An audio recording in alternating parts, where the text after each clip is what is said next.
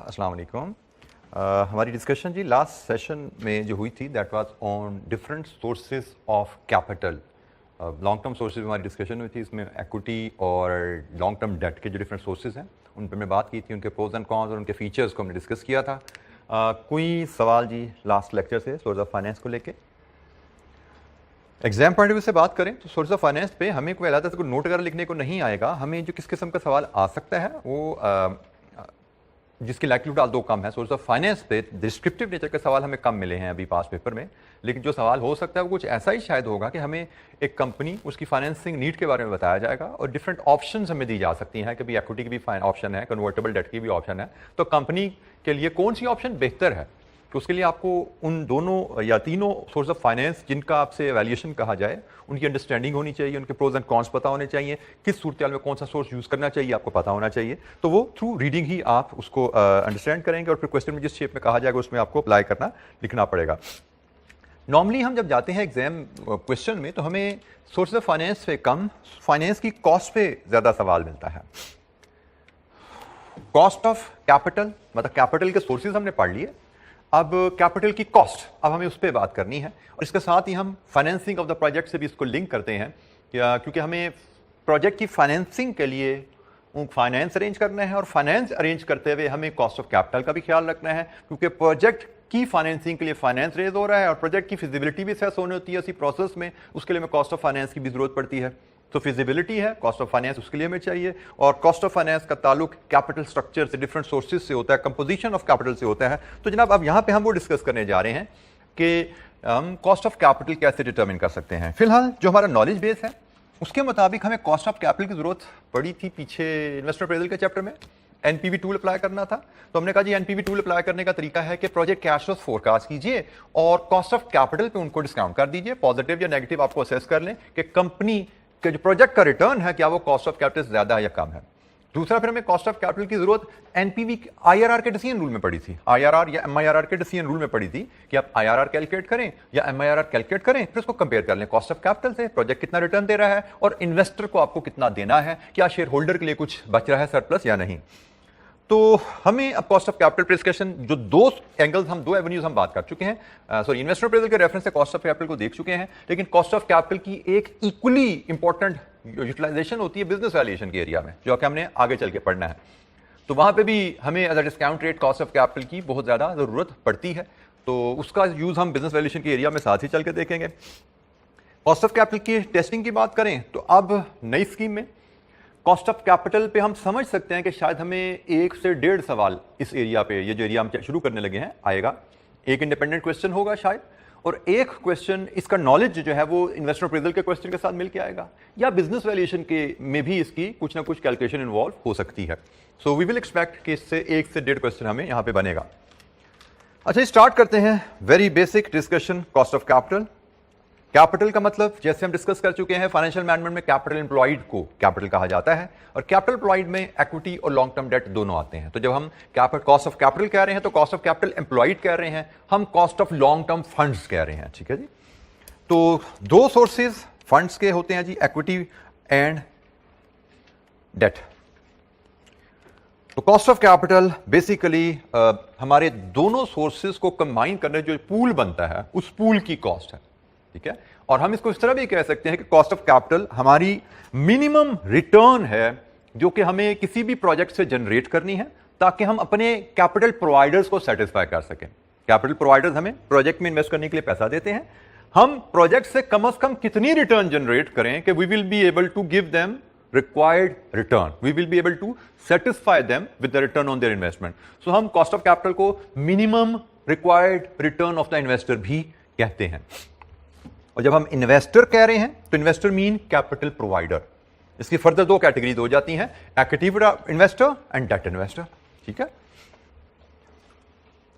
अच्छा जी cost of capital हमें डिटरमिन करना है तो व्हाट स्टेप विल फॉलो। हम एक सिंपल सी मिसाल लेते हैं कि हम एक कंपनी के फाइनेंस मैनेजर हैं और हमने एक प्रोजेक्ट की फिजिबिलिटी करनी है। प्रोजेक्ट की फिजिबिलिटी असेस करने के लिए पहला स्टेप तो हमेशा यही रहेगा कि आप प्रोजेक्ट का आइडिया जनरेट करते हैं और फिर उस प्रोजेक्ट के फ्यूचर कैश फ्लोस फोरकास्ट करते हैं कि आज कितनी इन्वेस्टमेंट होगी कैपिटल नेचर की, कितनी इन्वेस्टमेंट होगी वर्किंग कैपिटल में, और फिर इस इन्वेस्टमेंट के नतीजे में से 5 साल लाइफ है, 5 सालों में हम कितना रेवेन्यू, कितनी कॉस्ट इनकर करेंगे और नेट हम क्या जनरेट कर रहे होंगे over the life of 5 years till the completion of the project. जब when the residual value is realised, हमने कहा जी पहला स्टेप होता है किसी भी प्रोजेक्ट की फिजिबिलिटी में is forecasting its cash flows, conceiving the idea and then forecasting its cash flows over the life. Next step आता है इसकी फिजिबिलिटी असेसमेंट, कि भाई आइडिया तो आ गया, उसकी हमने फोरकास्ट भी देख ली, क्या अब ये फोरकास्ट के मुताबिक प्रोजेक्ट फिजिबल है या नहीं है, तो फिजिबिलिटी के लिए टूल सेलेक्ट किया जाएगा। हमने कहा जी एनपीवी का टूल, तो एनपीवी का टूल लगाना है, then we need cost of capital. अब हमें कॉस्ट ऑफ कैपिटल चाहिए जिस पे हम प्रोजेक्ट की फिजिबिलिटी असेस कर सकें। तो हम जनाब एक सिचुएशन में है द फाइनेंस मैनेजर कि हमने प्रोजेक्ट के कैश फ्लो ले लिए हैं, अब हम जानना चाहते हैं अपनी कंपनी की कॉस्ट ऑफ कैपिटल। अब कॉस्ट ऑफ कैपिटल से मुराद, मैं दोबारा उसी डेफिनेशन पे छोटी सी आता हूं जो मैंने कहा, it is a minimum required return of the investor. हमारे प्रोजेक्ट में, हमारी कंपनी में जो इन्वेस्टर पैसा इन्वेस्ट करता है, हमारी कंपनी से वो कितनी रिटर्न एक्सपेक्ट करता है, उसके लिए हाउ डू वी प्रोसीड। सबसे पहले पहला स्टेप, हम स्टेप्स मेजर करने जा रहे हैं कि मैं अपनी कंपनी के लिए एक नए प्रोजेक्ट की फिजिबिलिटी करना चाहता हूं, उसके लिए मुझे अपनी कंपनी की कॉस्ट ऑफ कैपिटल चाहिए, उसके लिए मुझे चाहिए मेरी कंपनी में जो इन्वेस्टर पैसा लगाता है वो मेरी कंपनी से कितनी रिटर्न एक्सपेक्ट करता है। जितनी रिटर्न मेरी कंपनी में पैसा लगा के वो एक्सपेक्ट कर रहा है, वही रिक्वायर्ड रिटर्न मैंने प्रोजेक्ट की फिजिबिलिटी में कॉस्ट ऑफ कैपिटल यूज करना है। So investors minimum required rate of return is my cost of capital to be used as discount rate in feasibility of the new project under NPV analysis. तो मैंने अपनी company की cost of capital जाननी है, तो उसके लिए पहले हम कैसे चलेंगे, I look at my statement of financial position और मैं देखूंगा मेरी कंपनी ने कैपिटल किन किन सोर्सेज से रेज किया। कॉस्ट ऑफ कैपिटल जानी है ना, तो पहले कैपिटल तो देखो मेरे पास आया कहां से।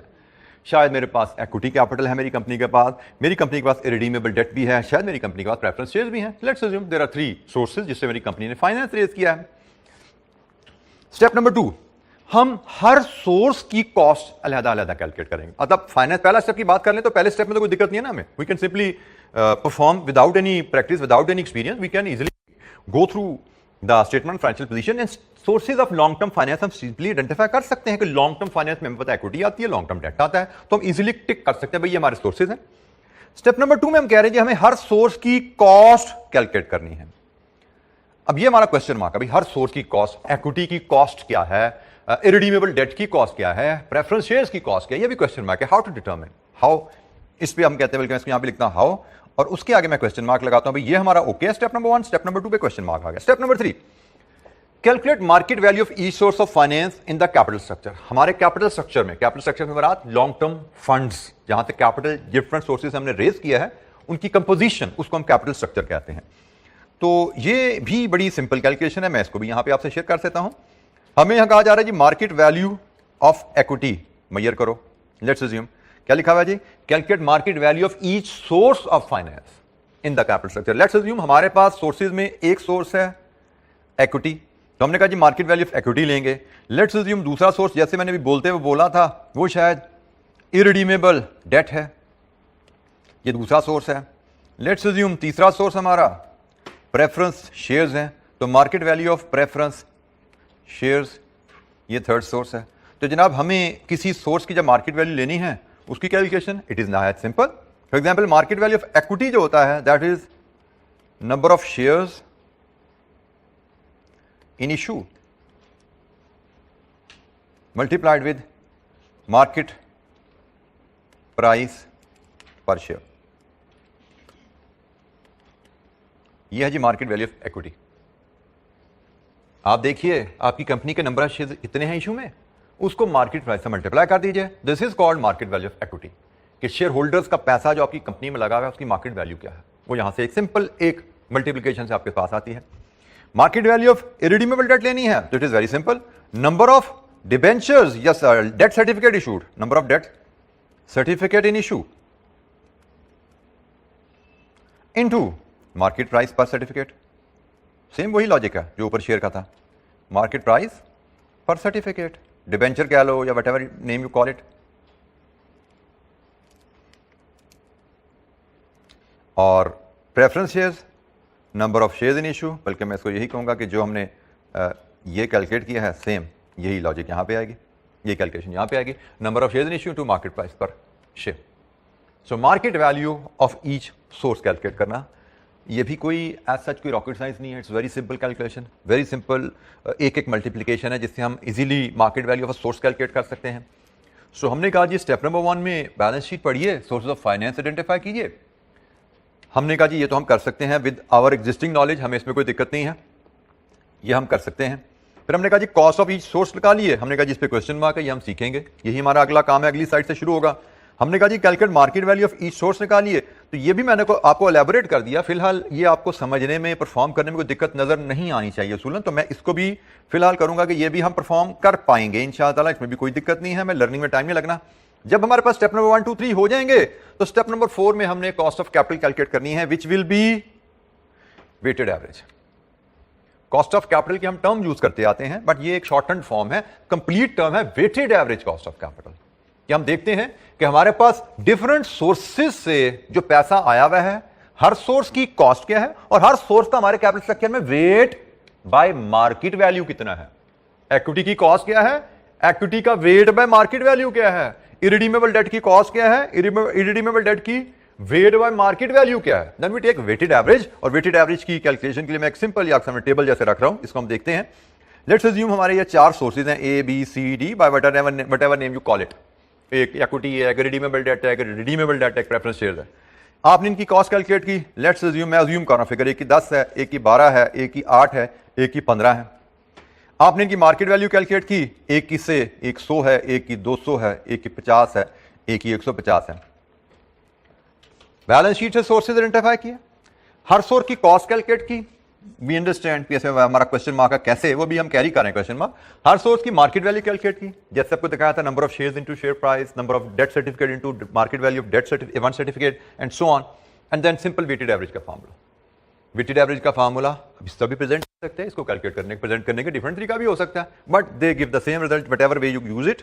तो जैसे cost of a source into market value of a source plus cost of the second source into its market value, plus cost of the third source into its market value, plus cost of the fourth source into its market value, divided with sum of market values, 100 plus 200 plus 50 plus 150, you can have the weighted average. क्या आ रही है weighted average इस formula से? जी 12.1%. This is weighted average cost of capital. ये complete term है, weighted average cost of capital. इसको हम abbreviate वैक से भी करते हैं और इसको हम कॉस्ट ऑफ कैपिटल भी कह देते हैं। So weighted average cost of capital is full term, वैक is abbreviation, weighted average cost of capital, and cost of capital is shorten term. एक ही मतलब है, weighted average cost of capital, वैक, कॉस्ट ऑफ कैपिटल, एक ही मतलब है। कॉस्ट ऑफ कैपिटल हमेशा वेटेड एवरेज ही होती है, दिस गोज विदाउट सेइंग, और कॉस्ट ऑफ कैपिटल हमेशा इन्हीं स्टेप्स को फॉलो करके कैलकुलेट की जाएगी। आगे इन स्टेप की परफॉर्मेंस पे 1 बाय 1 जाएंगे। मेनली तो हमने कॉस्ट ऑफ कैपिटल पे जैसे काम करना है, बाकी में तो अब जो हमारी रिवीजन एक्टिविटी चलती रहेगी, इसमें कोई रॉकेट साइंस नहीं है बाकी स्टेप में। हम ये सीखने के बाद है वो स्टेप नंबर 2 है, डिफरेंट सोर्सेज की कॉस्ट हम कैसे कैलकुलेट करते हैं, क्योंकि different companies different combination of sources से अपना फाइनेंस रेज कर रही होंगी। सो हर कंपनी के पास डिफरेंट कॉम्बिनेशन ऑफ सोर्सेज हैं, सो हर सोर्स की कॉस्ट कैलकुलेट करना हमें आनी चाहिए, ताकि हम किसी भी कंपनी के लिए काम कर रहे हों हम उसका वैक कैलकुलेट कर पाएं। वैक हमें चाहिए फिजिबिलिटी के लिए भी, वैक हमें चाहिए बिजनेस वैल्यूएशन के लिए भी। जी कोई सवाल यहां तक? जी हमने एक ओवरव्यू लिया है अभी वैक का, अभी हमने शुरू करना है स्टेप नंबर 2 पे, डिफरेंट सोर्सेज ऑफ फाइनेंस की कॉस्ट कैसे कैलकुलेट की जाती है, इस पे हमने बात शुरू करनी है। कोई सवाल यहां तक?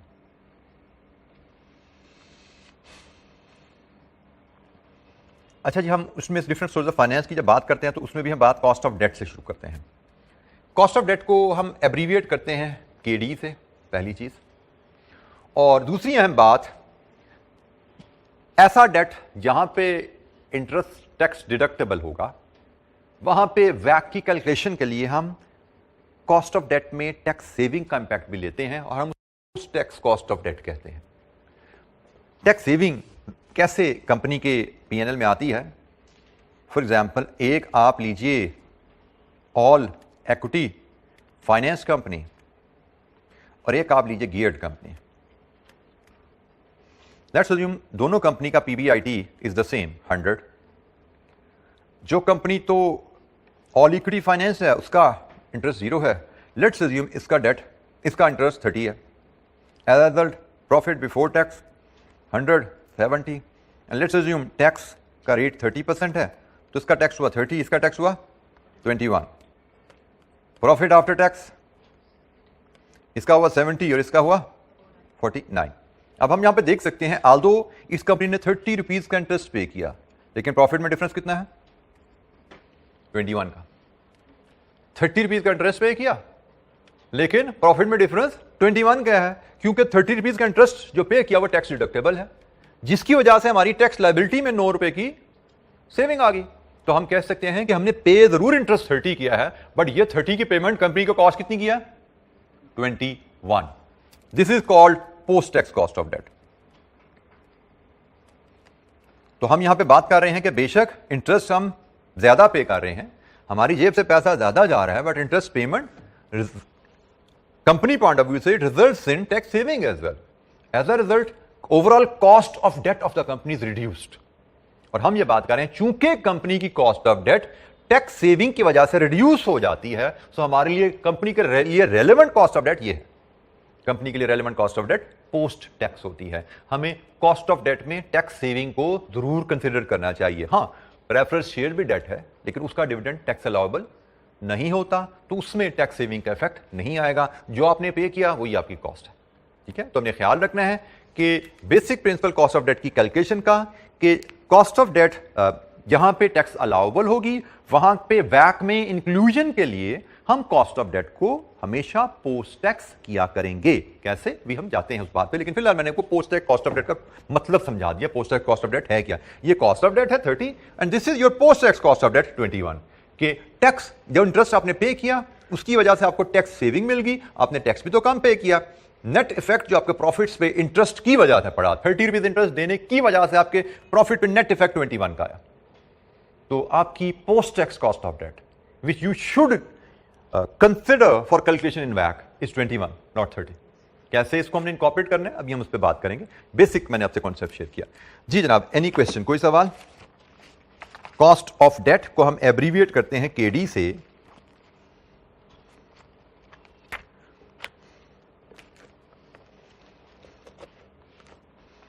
अच्छा, हमारे पास बड़ी सिंपल सी है जी, कुछ कैलकुलेशन है। हम इन कैलकुलेशंस की मदद से कॉस्ट ऑफ डेट के कॉन्सेप्ट को समझते हैं। आपने सिनेरियो ध्यान में रखिएगा। हमने अपनी कंपनी की बैलेंस शीट पकड़ी है, बैलेंस शीट को स्टडी किया। बैलेंस शीट में जो different sources of debt finance आ रहे हैं, different sources of debt finance जो हमारी कंपनी में आ रहे हैं, हम उनकी कॉस्ट कैसे कैलकुलेट कर सकते हैं। हमारे पास इस टेबल में there are different types of debt finance जिनकी कॉस्ट हम कैलकुलेट करना सीखेंगे। एक इरिडीमेबल प्रेफरेंस शेयर है, एक रिडीमेबल प्रेफरेंस शेयर है, एक रिडीमेबल डिवेंचर है, एक रिडीमेबल या कन्वर्टेबल डिवेंचर है। तो यहां पे जो फर्क आपने ध्यान में रखना है, प्रेफरेंस शेयर्स पे जो आप डिविडेंड पे करो या उसको आप फाइनेंशियल मैनेजमेंट के कॉन्टेक्स्ट में इंटरेस्ट भी कह दो तो कोई हर्ज नहीं है, क्योंकि हमने कहा कि प्रेफरेंस शेयर को हम फाइनेंशियल मैनेजमेंट में as long term debt consider करते हैं। ठीक है, हम इसको as long term debt consider करते हैं सब्सटेंस ओवर फॉर्म के प्रिंसिपल के तहत, क्योंकि इसकी रिटर्न गारंटीड है, हम इसको डेट लेते हैं। हमारी गियरिंग रेशियो में भी ये डेट क्लासिफाई होगा और कॉस्ट इसकी रिटर्न को भी हम कॉस्ट ऑफ डेट कहेंगे। बेशक you call it by the name of dividend, रहेगी ये डेट ही और कॉस्ट ऑफ डेट कहलाएगी। तो रिडीमेबल प्रेफरेंस शेयर है, रिडीमेबल प्रेफरेंस शेयर है, इन दोनों पे रिटर्न टैक्स डिडक्टेबल नहीं है। ये डिबेंचर इरिडीमेबल है, ये रिडीमेबल या कन्वर्टेबल डिबेंचर है, ये दोनों की रिटर्न जो है टैक्स डिडक्टेबल होती है। तो डिफरेंट सोर्सेज की कॉस्ट ऑफ डेट कैलकुलेट करना। Irredeemable debt, irredeemable preference share की कॉस्ट ऑफ डेट का फार्मूला है, cost of debt is equal to I over market value ex interest. मैं पहले आपको इरिडीमेबल के कॉन्टेक्स्ट में बात करके उसके लिहाज से दो एग्जाम्पल मैं शेयर करता हूं, 2-3 एग्जाम्पल बल्कि हम शेयर करते हैं और फिर हम मजीद रिडीमेबल पे जाएंगे। पहले मैं आपको सिर्फ इरिडीमेबल के कॉन्टेक्स्ट को लेके आपसे कुछ इलस्ट्रेशन शेयर करूंगा। इरिडीमेबल प्रेफरेंस शेयर की आपने अगर कॉस्ट ऑफ डेट लेनी है तो it is I over market value, where I is, ये की आपके पास यहां पे अवेलेबल होगी नोट्स में, लेकिन मैं आपको यहां पे एलैबोरेट कर देता हूं। Where I is annual interest payment on one instrument and market value ex interest is ex interest market value of one instrument. एक इंस्ट्रूमेंट वो शेयर है अगर, तो एक शेयर पे सालाना आप कितना इंटरेस्ट या डिविडेंड पे करते हैं, और एक शेयर की एक्स इंटरेस्ट मार्केट वैल्यू क्या है, जिस वक्त आप उसकी कॉस्ट कैलकुलेट करना चाह रहे हैं। एक्स इंटरेस्ट मार्केट वैल्यू से क्या मुराद होती है? X interest and come interest की टर्म सुनी हुई है, एक्स डिविडेंड कम डिविडेंड की तरह सुनी हुई है ना। तो एक्स इंटरेस्ट मार्केट वैल्यू की हम बात करते हैं तो हम कहेंगे या इंटरेस्ट पेमेंट के इमीडिएट बाद वाली मार्केट वैल्यू, या अगर इंटरेस्ट पेमेंट से पहले वाली मार्केट वैल्यू है तो उसमें से क्या करें, लेस कर दे interest earn but not paid. ऐसे ही है। अगर आपको यहां से मैं इसकी अगर एक इक्वेशन बनाऊं, अगर market value ex interest could be market value come interest minus interest earned but not paid.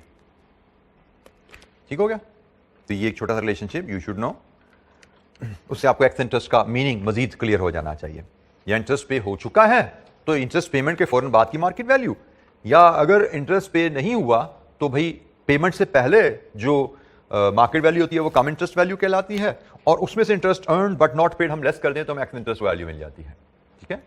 Interest payment के इमीडिएट बाद वाली मार्केट वैल्यू, या इंटरेस्ट पेमेंट से अगर पहले है जिसमें इंटरेस्ट अक्रू हो चुका है तो फिर वो कम इंटरेस्ट वैल्यू कहलाएगी, cum interest minus interest earn but not paid, हम इसको एक्स इंटरेस्ट वैल्यू कहते हैं। तो जनाब दोबारा हम फार्मूले पे आते हैं। हमारा फार्मूला है आई over market value of x interest. एक डिविडेंड पे रिटर्न कितनी जा रही है सालाना, एक शेयर पे सालाना रिटर्न कितनी जा रही है, और एक शेयर की मार्केट वैल्यू क्या है, रिटर्न ओवर इन्वेस्टमेंट। सिंपल सा फार्मूला है। यहां पे भी वही लॉजिक है, पर फर्क सिर्फ क्या है, यहां पे रिटर्न जो आप इंटरेस्ट इन्वेस्टर को पे कर रहे हो, you will get tax saving on that. For example आप अगर 10 रुपए इंटरेस्ट पे कर रहे हो और 30 रुपीज टैक्स है, 1 माइनस टी 70% हो जाएगा, तो 10 रुपए का 70%, that is your cost over market value ex interest. वही है, इन्वेस्टर को 10 रुपए जा रहा है लेकिन आपको 7 रुपए पड़ रहा है टैक्स की वजह से, तो हमने तो कंपनी की कॉस्ट गिननी है ना, तो कंपनी की कॉस्ट देखनी है तो it has to be post tax. हाँ, इन्वेस्टर की रिटर्न देखनी है तो ये निकाल दो, ये जरा दिन में रखिएगा। कंपनी की कॉस्ट चाहिए तो टैक्स की एडजस्टमेंट डलेगी। लेकिन आपको आपसे पूछे इन्वेस्टर कितनी रिटर्न ले रहा है इस इन्वेस्टमेंट पे, इस इंस्ट्रूमेंट पे इन्वेस्टर कितनी रिटर्न ले रहा है, तो इन्वेस्टर की रिटर्न तो आई ओवर मार्केट वैल्यू है। ठीक है? तो इन दो फार्मूलाज के लिहाज से हम पेज 166 पे अगर बुक की जाएं, पेज 166 पे अगर हम जाएं और वहां पे इलस्ट्रेशन 2 का पार्ट ए है, लीजिए जी ये पहला part. A company has in issue 10% irredeemable debt. Debt है quoted at 80 x interest. Nominal value उसकी 100 है. What is the return required by debt provider? Debt provider को इस इंस्ट्रूमेंट पे कितनी रिटर्न चाहिए? तो जनाब डेट प्रोवाइडर की रिटर्न लेनी है, हमने कॉस्ट ऑफ डेट नहीं लेनी, डेट प्रोवाइडर की रिटर्न लेनी है। तो डेट प्रोवाइडर की रिटर्न कैसे आएगी? हम हैं जी कॉस्ट ऑफ कैपिटल के एरिया में, क्या हो गया,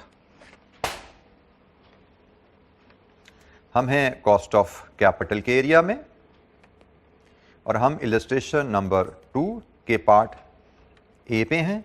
उसमें स्मॉल ए की बात करें, हमसे पूछा गया है required return of debt investor. कौन सा डेट है जी? Irredeemable debt. तो formula is very simple, I over market value ex interest. चूंकि रिटर्न ऑफ डेट इन्वेस्टर कहा गया है,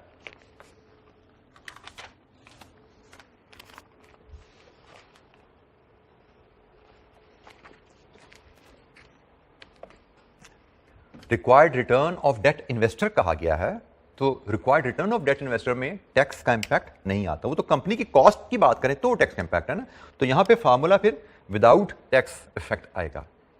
तो भाई आई होता है एक इंस्ट्रूमेंट पे सालाना रिटर्न, तो हमें कहा गया जी 10% इररिडीमेबल डेट है, इस पे सालाना रिटर्न कितनी जाएगी? इस पे भाई 10% इंटू नॉमिनल वैल्यू। किसी भी डेट इंस्ट्रूमेंट पे रिटर्न कैलकुलेट करने का तरीका क्या है? Coupon rate into nominal value. ये सालाना एनुअल रिटर्न मिल रही है इन्वेस्टर को, और इन्वेस्टर को ये इंस्ट्रूमेंट कितने का मिल रहा है मार्केट में? 80 रुपीज। परसेंटेज में बताइए रिक्वायर्ड रिटर्न ऑफ इन्वेस्टर क्या है? 10/80 इंटू 100 12.5%। ये है required return of debt investor, कि हमारी कंपनी का इन्वेस्टर, ये रिक्वायर्ड रिटर्न की लॉजिक समझ लो क्या है। हमारी कंपनी का इंस्ट्रूमेंट 10% पे हमने माजी में कभी इशू किया था ना, हमने 100 रुपए उसकी नॉमिनल वैल्यू रखी थी, 10% उसका कूपन रेट का था। आज से 5, 7, 8, 10 साल पहले हमने इशू कर दिया। जब हमने इशू किया उस वक्त इन्वेस्टर 100 रुपया दे के हमसे 10 रुपए सालाना रिटर्न पे खुश था, ठीक है। हमने उससे 100 रुपया लिया नॉमिनल वैल्यू और उसके बदले हमने 10% बॉन्ड उसको दे दिया। इसका मतलब हम 100 रुपया पे 10% सालाना उसको 10 रुपए देने जा रहे हैं। He was happy, he gave us happily 100। इसका मतलब he was happy at that time with 10%, but with the passage of time we all know required return will change. क्यों भाई, क्यों चेंज होती है required return with the passage of time? 2 factor होते हैं। Market value is dependent. 2 factors हैं जी जिसकी वजह से रिक्वायर्ड रिटर्न ऑफ इन्वेस्टर बदल जाएगी लेटर ऑन फ्यूचर में। कौन से 2 फैक्टर है? उसकी जगह हम कहते हैं base rate in the market, क्योंकि नए इंस्ट्रूमेंट का रेट बेस रेट पे डिपेंडेंट है ना। तो हमने कहा जी एक बार इंस्ट्रूमेंट इश्यू हो जाता है तो इन्वेस्टर का रिटर्न उसके बाद बदल सकता है 2 वजूहात से। पहली वजह, बेस रेट इंटरेस्ट रेट का बदल जाएगा, इंटरेस्ट का बेस रेट बदल जाएगा जो कि सेंट्रल बैंक कंट्रोल करता है। दूसरी वजह याद है किसी को? कंपनी की अपनी क्रेडिट रेटिंग, कंपनी की अपनी क्रेडिट रेटिंग बदल जाए उससे भी कंपनी इन्वेस्टर का रिक्वायर्ड रिटर्न बदल जाता है, ठीक है। क्योंकि आपको पता होना चाहिए जो लेंडर इंटरेस्ट कोट करता है वो कैसे होता है? KIBOR +2। KIBOR is the base rate, KIBOR is linked to base rate and +2 जो है वो that is linked to credit rating, that is the spread, risk spread जो इन्वेस्टर ले रहा होता है, ठीक है। तो KIBOR +2, let's assume if this is how lender has worked out the return, later on KIBOR बदलेगा या क्रेडिट रेटिंग बदलेगी, overall return of the investor बदल जाती है। हम दोबारा यहां पे आते हैं। हमने ये बॉन्ड इशू किया था आज से कुछ साल पहले, 100 रुपए इन्वेस्टर से लिए, 10% रिटर्न ऑफर किया, he happily purchased our investment. It means at that time he was happy with 10% return on investment. आगे चल के क्या हुआ? अब हमारा बॉन्ड मार्केट में कितने का बिक रहा है? 80 का। अब हमारा बॉन्ड मार्केट में 80 का बिक रहा है, इसका क्या मतलब है? मार्केट में हमारी या क्रेडिट रेटिंग नीचे आई है, उसकी वजह से इन्वेस्टर का रिटर्न बढ़ गया है, या अदरवाइज बेस रेट बढ़ गया है। बेस रेट बढ़ने की वजह से रिक्वायर्ड रिटर्न ऊपर गया या क्रेडिट रेटिंग गिरने की वजह से रिक्वायर्ड रिटर्न ऊपर गया। ये मार्केट वैल्यू बता रही है कि मार्केट में इंटरेस्ट रेट इन्वेस्टर का रिक्वायर्ड रिटर्न ऊपर जा चुका है। क्योंकि हमने पढ़ा था थोड़ा सा रिलेशनशिप कि भाई इनवर्स रिलेशनशिप होता है। एक दफा बॉन्ड इशू हो जाए उसके बाद मार्केट में इंटरेस्ट रेट लेवल्स का और बॉन्ड की मार्केट वैल्यू का इनवर्स रिलेशनशिप है। तो हमारी वैल्यू 100 से गिर के 80 पे आ चुकी है। इसका मतलब है कि मार्केट में रिक्वायर्ड रिटर्न ऑफ इन्वेस्टर ऊपर जा चुका है, ठीक है। वो यहां पे रिफ्लेक्ट हो रहा है। ओवर नजर आ गया कैलकुलेशन में 12.5। अच्छा, यहां पे थोड़ी सी लॉजिक और बताओ, हम ये मार्केट वैल्यू यहां पे क्यों ले रहे हैं कि जी 10% रेट तो में अवेलेबल है, why we are using market value and arriving at 12.5%? ये लॉजिक सुन लीजिएगा, ये लॉजिक अक्सर बच्चों को तंग करती रहती है लेटर ऑन भी। ये जो 10% है ना, this is historic rate, this is history ना। ये तो 5 साल पहले 7 साल पहले जब हमने बॉन्ड इशू किया था तब हमने 10% पे बॉन्ड ऑफर किया था, क्योंकि उस वक्त इन्वेस्टर का रिक्वायर्ड रिटर्न 10% था, based on then prevailing base rate, based on then our credit rating. Investor का रिक्वायर्ड रिटर्न 10 था, हमने 10% बॉन्ड दे दिया उसको। लेकिन आज जब हम बैठे हुए हैं, हम कॉस्ट ऑफ कैपिटल क्यों कैलकुलेट कर रहे होते हैं? क्योंकि हमने किसी प्रोजेक्ट की फिजिबिलिटी करनी है, ऐसा ही है ना। क्योंकि हमने किसी प्रोजेक्ट की फिजिबिलिटी करनी है, उसके लिए कॉस्ट ऑफ कैपिटल कैलकुलेट करने यहां पे आए हैं। हम कॉस्ट ऑफ कैपिटल यहां से कैलकुलेट करेंगे। प्रोजेक्ट कैश फ्लोज हमारे पास ऑलरेडी हम एस्टिमेट कर चुके हैं। हमने प्रोजेक्ट कैश फ्लोज को इस कॉस्ट ऑफ कैपिटल पे करने हैं, और अगर एनपीवी पॉजिटिव आए तो हमारा डिसीजन होगा project is feasible. Project feasible हुआ तो what will we do next? Project initiate करना है ना, इन्वेस्टमेंट करनी है ना, तो इन्वेस्टमेंट करने के लिए पैसा रेज करना है। कंपनी के पास पैसा पड़ा नहीं होता। जो कंपनी ने माजी में पैसा रेज किया था ना इन बॉन्ड से, वो तो किसी प्रोजेक्ट के लिए किया था, उस प्रोजेक्ट में इन्वेस्ट हो गया। अब हम नए प्रोजेक्ट की फिजिबिलिटी कर रहे हैं। अगर प्रोजेक्ट फिजिबल हुआ तो हम फाइनेंस रेज करने जाएंगे। इसका मतलब हमें आज की कॉस्ट चाहिए, आज हमें फाइनेंस किस रेट पे मिलेगा? 10% तो हिस्ट्री है। हमें पता लग रहा है कि आज अगर हम इन्वेस्टर से फाइनेंस मांगे तो आज हमारे कंपनी का बॉन्ड का इन्वेस्टर 12.5% रिटर्न मांगता है। मार्केट वैल्यू जब हम इस कैलकुलेशन में शामिल करते हैं ना, तो हम करंट कॉस्ट पे आ जाते हैं कि आज अगर हम फाइनेंस रेज करना चाहें तो आज हमें इस सोर्स से फाइनेंस किस रेट पे मिलेगा। This is what we need for वैक। वैक में हमें क्या चाहिए, आज हमें फाइनेंस किस रेट पे मिलेगा, क्योंकि हमने प्रोजेक्ट की फिजिबिलिटी देखी, प्रोजेक्ट फिजिबल हुआ, तो हमने आज फाइनेंस रेज करना है। हमें हिस्ट्री से गर्ज नहीं है, ये हिस्ट्री है 10%। जब हम मार्केट वैल्यू यहां पे डाल देते हैं फॉर्मूले में, तो ये हिस्ट्री प्रेजेंट में कन्वर्ट हो जाती है। तो ये मार्केट वैल्यू की भी लॉजिक इसमें आ गई। तो हमें आज क्या पता लग रहा है इस कैलकुलेशन से कि अगर आज मैं इरिडीमेबल डेट इशू करना चाहता हूं, तो मुझे आज अपने इरिडीमेबल डेट का कूपन रेट रखना है 12.5%, क्योंकि आज मेरा इन्वेस्टर 12.5% रिटर्न चाहता है मेरे डेट के ऊपर। तो अगर मैं 100 रुपए आज उसे लेना चाहता हूं, 100 रुपए आज लेना चाहता हूं, तो मुझे कूपन रेट 12.5 रखना है। ये required return of debt investor की कहानी हुई इरिडीमेबल डेट को लेके। पार्ट बी देखते हैं इसका जी जरा। B company has issued 8% irredeemable preference share, which is being currently traded at 64x interest, nominal value 100. What is cost of debt? अब irredeemable preference shares हैं, हमें दो चीजें देखनी है। पहली बात irredeemable है, irredeemable का फार्मूला आता है I over market value। Preference shares हैं तो टैक्स सेविंग आएगी? No tax saving. This is the complete formula. Cost of debt हमें निकालनी है ना, तो कॉस्ट ऑफ डेट निकालते हमें ख्याल रखना है कि जहां पे सोर्स पे जो हम कॉस्ट पे कर रहे हैं वो टैक्स डिडक्टेबल है, वहां पे टैक्स सेविंग का इफेक्ट लिया जाए। तो प्रेफरेंस शेयर टैक्स डिडक्टेबल नहीं होता। तो हमारा फार्मूला रहेगा यहां पे कॉस्ट ऑफ डेट का, जिसको हम एब्रीविएट केडी से करते हैं, आई over market value ex interest. This will be the simple formula. Putting in the values, एक शेयर 100 रुपए का है, 8% शेयर है, तो 8% इंटू 100 ये सालाना रिटर्न है, और ये जनाब उसकी मार्केट वैल्यू आ गई इंटू 100। क्या है ये रिटर्न इसकी? Cost of debt.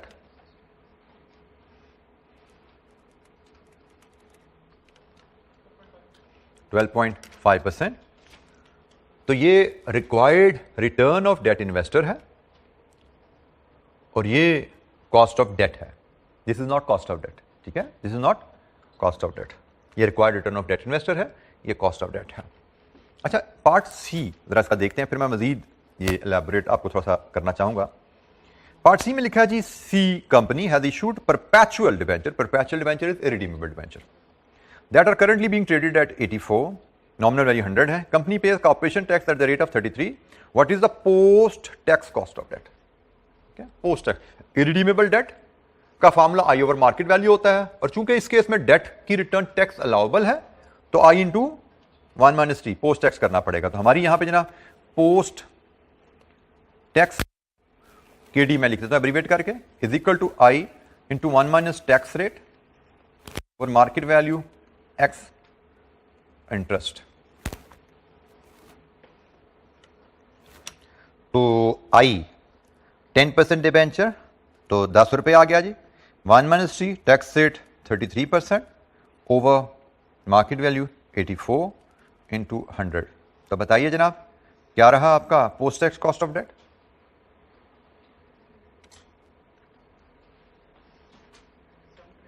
जी 7.8%, 80 7.80%। This is post tax cost of debt. अच्छा, इसी क्वेश्चन में अगर मुझसे मांगा जाता डेट इन्वेस्टर्स रिक्वायर्ड रिटर्न, तो मैं कैसे कैलकुलेट करता भाई? 10 ओवर 84, 1 माइनस टी नहीं ना था, बस यही फर्क है ना, डेट इन्वेस्टर रिक्वायर्ड रिटर्न और post tax cost of debt पे। ये कितना आता है? 11.90%। इसको डेट इन्वेस्टर रिक्वायर्ड रिटर्न भी कहते हैं। एट टाइम कहीं ना कहीं आपको ये कभी पढ़ने को मिल सकता है प्री टैक्स केडी, इसको प्री टैक्स केडी भी कह सकते हैं। डेट इन्वेस्टर रिक्वायर्ड रिटर्न या प्री टैक्स केडी, मतलब cost of debt without adjustment of tax. But वैक में यूज होता है पोस्ट टैक्स केडी, ये याद रखना है। वैक में हमेशा पोस्ट टैक्स केडी यूज होता है। अगर हमारे सोर्स ऑफ फाइनेंस में ऐसा सोर्स है जिसकी रिटर्न टैक्स अलाउबल है, तो हमें post tax cost of debt calculate करनी है।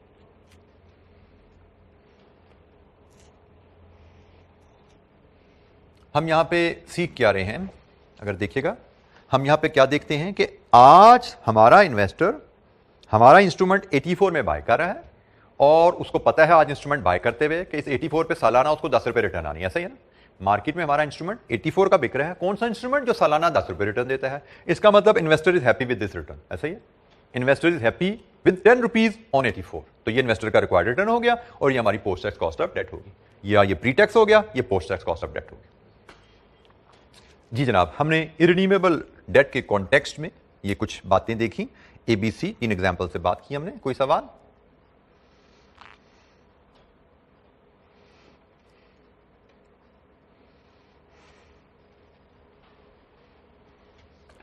अच्छा, अब थोड़ा सा रिडीमेबल इंस्ट्रूमेंट की बात कर लें जरा। रिडीमेबल इंस्ट्रूमेंट की आपने, या रिडीमेबल है या कन्वर्टेबल है, उसकी आपने अगर कॉस्ट ऑफ डेट कैलकुलेट करनी है प्री टैक्स या पोस्ट टैक्स, इसका अप्रोच है, इस केस में अगर हम कॉस्ट ऑफ डेट के रेफरेंस से बात करें तो कॉस्ट ऑफ डेट के रेफरेंस से बात करें तो it is IRR of post tax cash flows to investor. एक फॉर्मूला पर एक तरह चीज पढ़ते हैं इसका क्वेश्चन और फिर हम इस पर बात करते हैं कि IRR कैसे। पार्ट डी पे आइए जरा। IRR से हमें रिक्वायर्ड रिटर्न से कॉस्ट ऑफ डेट कैसे मिलती है। D company has issued 10% debentures that are currently being traded at 91.7, nominal value 100, and are redeemable after 3 years at par. The company pays corporation tax at the rate of 33%. What is the post-tax cost of debt? Post-tax cost of debt क्या? अब यहाँ पे वो concept आपने ध्यान में रखने हैं कि एक होता है required return of debt investor और एक होता है post tax cost of debt, या required return of debt investor is equal to pre tax cost of debt and then post tax cost of debt. ये चीजें आपके ध्यान में होनी चाहिए। उसी कॉन्टेक्स्ट में अब अगर हम इस पे बात करें, हमारा इन्वेस्टर आज हमारा एक रिडीमेबल इंस्ट्रूमेंट बाय कर रहा है कितने पे? हमारा इन्वेस्टर आज हमारा इंस्ट्रूमेंट बाय कर रहा है 91.7 पे, जो कि 3 साल उसको देगा इंटरेस्ट, कितना? 10%, और 3 साल बाद देगा उसको प्रिंसिपल। अगर आप सोचो तो ये एक छोटा सा इन्वेस्टमेंट प्रोजेक्ट ही बन गया ना, कि जीरो में इन्वेस्टमेंट करो, 3 साल इंटरेस्ट कमाओ और 3 साल बाद रिडम्पशन ले लो। तो इन्वेस्टर हमारा फ्यूचर 3 साल के कैश फ्लोज को आज के 91.7 में बाय कर रहा है। ठीक है, इसको मैं अगर आपके सामने एज अ प्रोजेक्ट पिच करूं, हम इस पार्ट डी को एज अ प्रोजेक्ट में अगर पिच करूं तो हम क्या बात कर रहे हैं कि भाई आज एक इन्वेस्टर्स कैश फ्लोज, आज एक इन्वेस्टर 91.7 पे करने पे तैयार है। किसके लिए? कि 3 साल उसको इंटरेस्ट मिले 10 रुपीज का और 3 साल बाद उसको रिडम्पशन मिल जाए 100 रुपए की। यही है जी बात। आज इन्वेस्टर इतनी अमाउंट पे करके ये फ्यूचर रिटर्न लेने पे मुतमईन है। तो भाई मेरे 3 साल के इंस्ट्रूमेंट पे इन्वेस्टर सालाना कितनी रिटर्न ले रहा है, कैसे पता लगेगी? IRR। एक छोटा सा प्रोजेक्ट है, प्रोजेक्ट का रेट ऑफ रिटर्न किस टूल से निकलता है? IRR से। मैं अगर इन कैश फ्लोज का IRR ले लूं तो मुझे डेट इन्वेस्टर्स रिक्वायर्ड रिटर्न मिलेगा फ्रॉम 3 ईयर मैच्योरिटी इंस्ट्रूमेंट। अगर मैं इन कैश फ्लोज का IRR लूं तो मुझे अपनी कंपनी से डेट इन्वेस्टर का required return for a 3 year instrument मिलेगा। ठीक है जी, जिसको मैं pre tax cost of debt भी कह रहा हूं।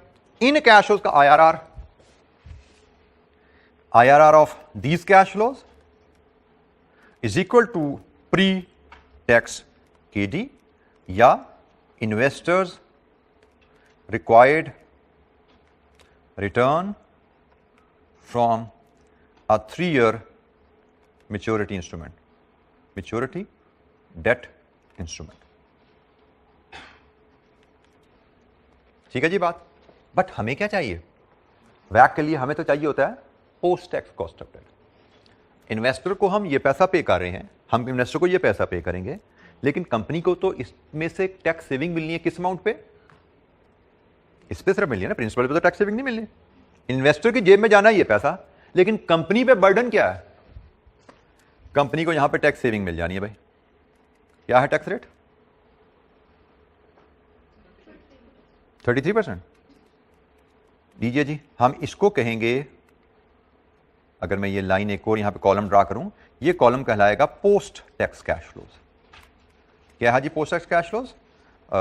ये 91.7 ही रहा, ये बन गया 6.67 और ये बन गया 100। ऐसा ही है। और अगर आप इनका IRR लेंगे, it will be your post tax KD to be used in वैक।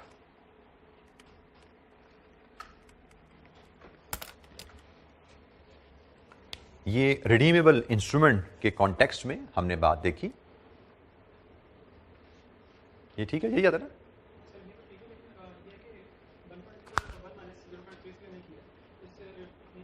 Interest को मैंने पोस्ट टैक्स कर दिया ना कंपनी के पॉइंट ऑफ से।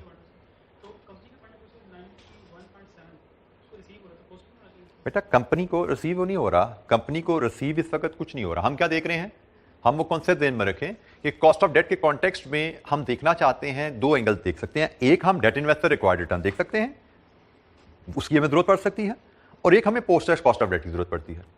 Debt investor required rate of return देखना है तो टैक्स की एडजस्टमेंट नहीं लेनी, और post tax cost of debt लेना है तो इंटरेस्ट को हमने टैक्स के लिए एडजस्ट कर देना है। मुझे एक सवाल का जवाब दीजिए, क्या ये कैश फ्लोज की आईआरआर आपको debt investor required rate of return दे रहा है? Debt investor required rate of return दे रहा है? अगर मैं यहां पे कंपनी का इससे डिफरेंस क्या है, सिर्फ यही है ना कि कंपनी पे 10 करती है, कंपनी को कॉस्ट एक्सपेंस 7 करता है, तो यही डिफरेंस हम सिर्फ यहां पे इनकॉर्पोरेट कर दें तो ये कंपनी के पॉइंट ऑफ व्यू से टैक्स सेविंग के बाद कैश। अच्छा, कैश फ्लोज इन्वेस्टर के बने हुए हैं, इनफ्लो आउटफ्लो को छोड़ दो, रैशनल को समझो कि भैया इन्वेस्टर के कैश फ्लोज हैं, इन्वेस्टर इसका आईआरआर इन्वेस्टर का रिक्वायर्ड रिटर्न है, प्री टैक्स है, और कंपनी के एंगल से सिर्फ ये अमाउंट बदलती है, रिड्यूस हो जाती है। तो कंपनी के एंगल से देखें कैश फ्लो की डायरेक्शन अभी भी इन्वेस्टर वाली नजर आ रही है, और हमने इसलिए बनाई है कि इनिशियल आउटफ्लो बाद में इनफ्लो, यही इन्वेस्टमेंट प्रोजेक्ट होता है ना।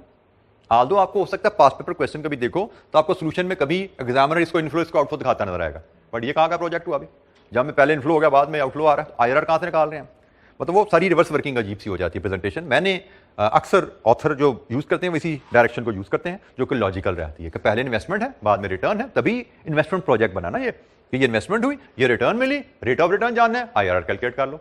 कंपनी के एंगल से सिर्फ ये फैक्ट आता है, इसको डालो, इसका आईआरआर कर लो, तो ये post tax cost of debt बन जाता है।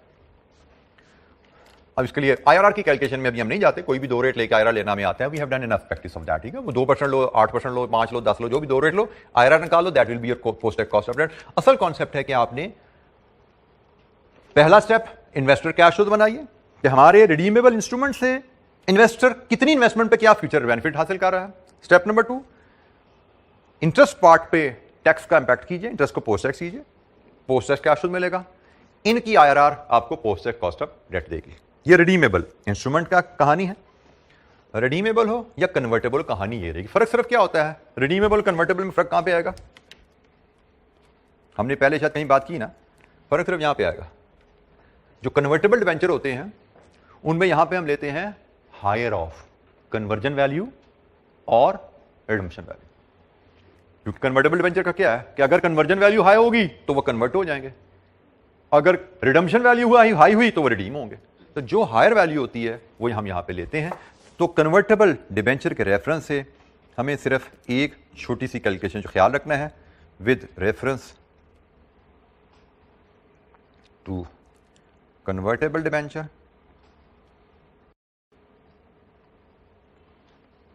we include higher of conversion value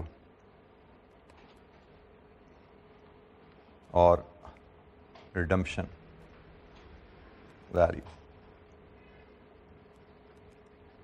ठीक हो गया जी। तो कन्वर्टेबल है या रिडीमेबल है, यही तरीका रहेगा।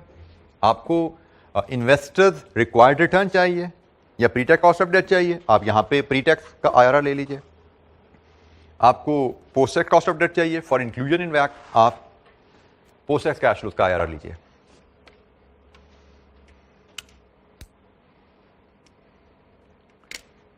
अच्छा जी, एक कन्वर्टेबल डिबेंचर की एग्जांपल हमारे पास और है, उसको भी देखते हैं। Part E, Z company has 8% convertible debentures currently quoted at 106x interest.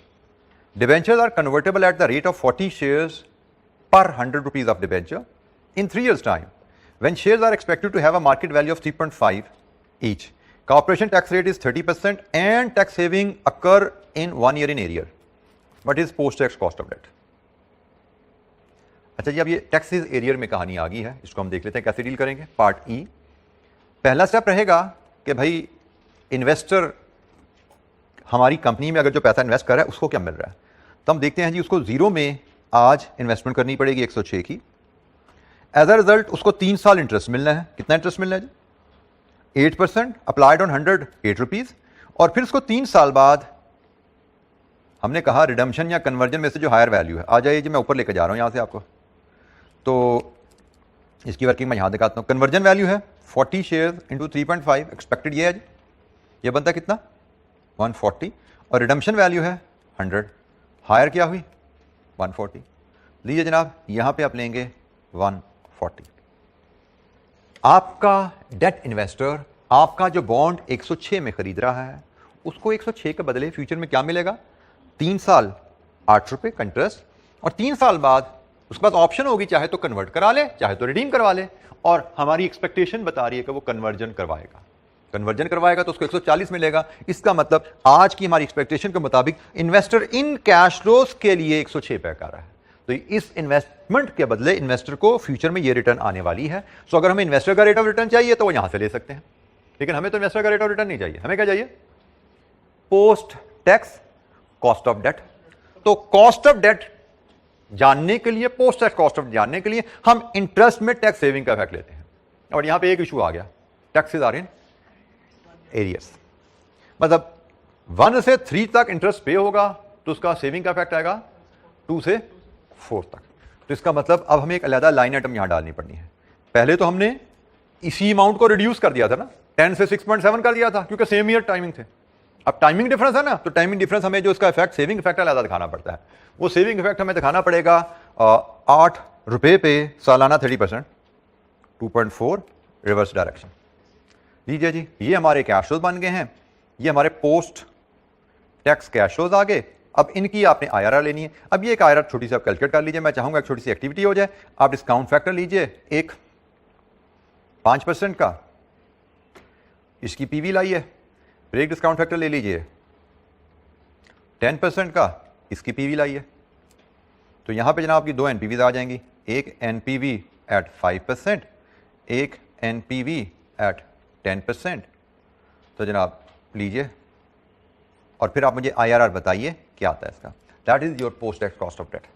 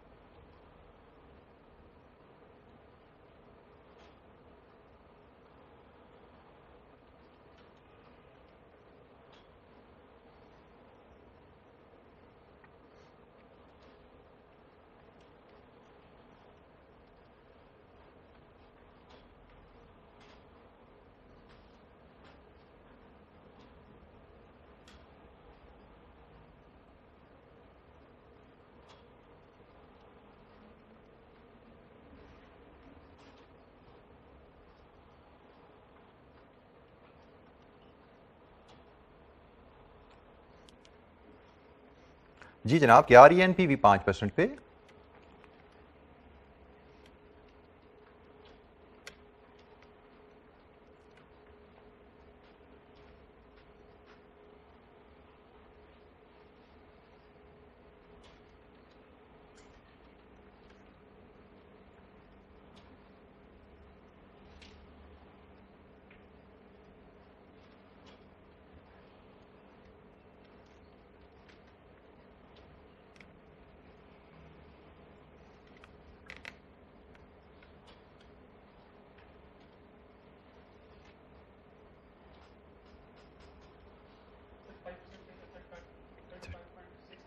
35.69 जी 10% पे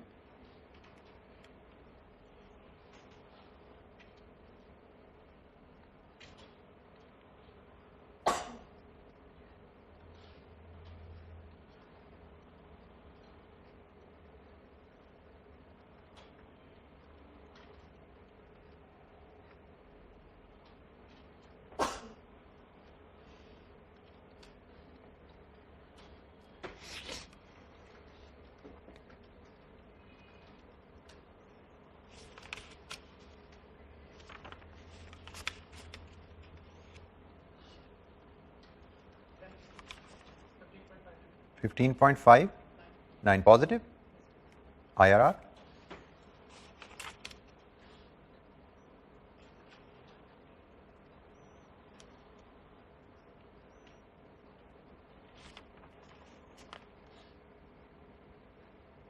फर्क आ गया क्या है बोलो 5% पे क्या है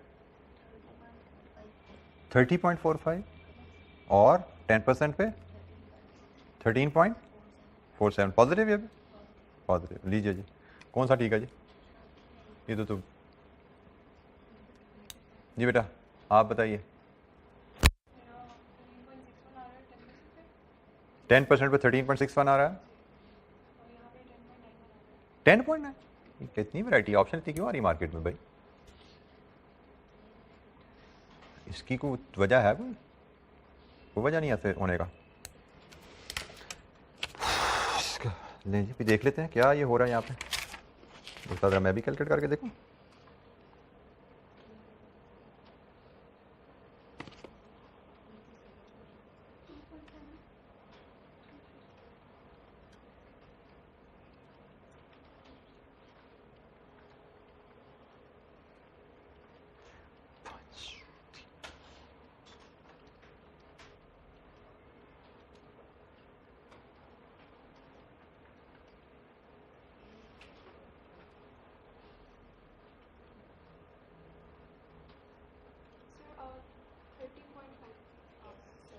सॉरी 30.5 आ रहा है ठीक है जी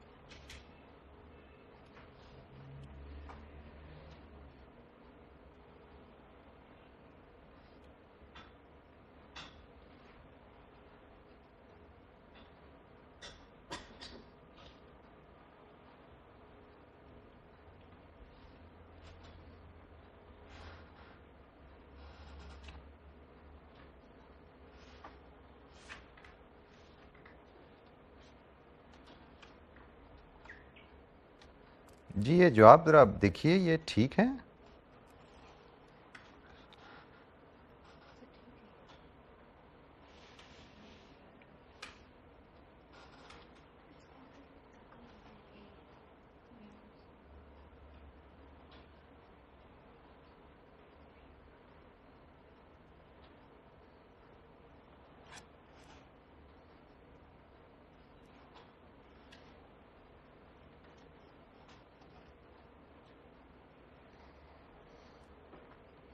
ये ठीक है जवाब का तो मैं अपने कैलकुलेटर पर कर रहा हूँ मेरे पास ये जवाब जो आ रहा है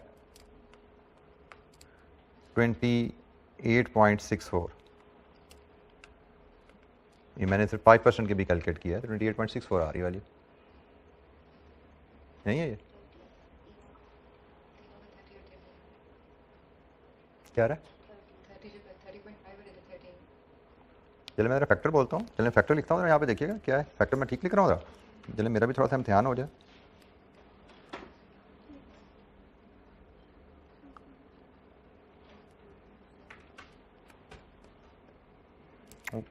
आपने इसको कैसे किया होगा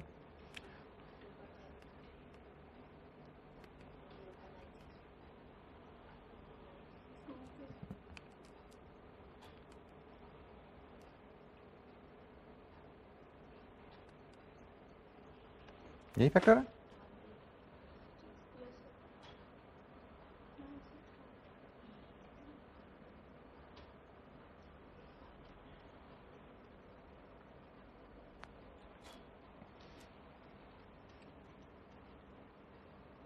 पॉइंट ठीक हो गया 30.5 ठीक है जी 30.5 है जी ये 30.5 2 जी बोलिए ये क्या जी 13.47 IRR क्या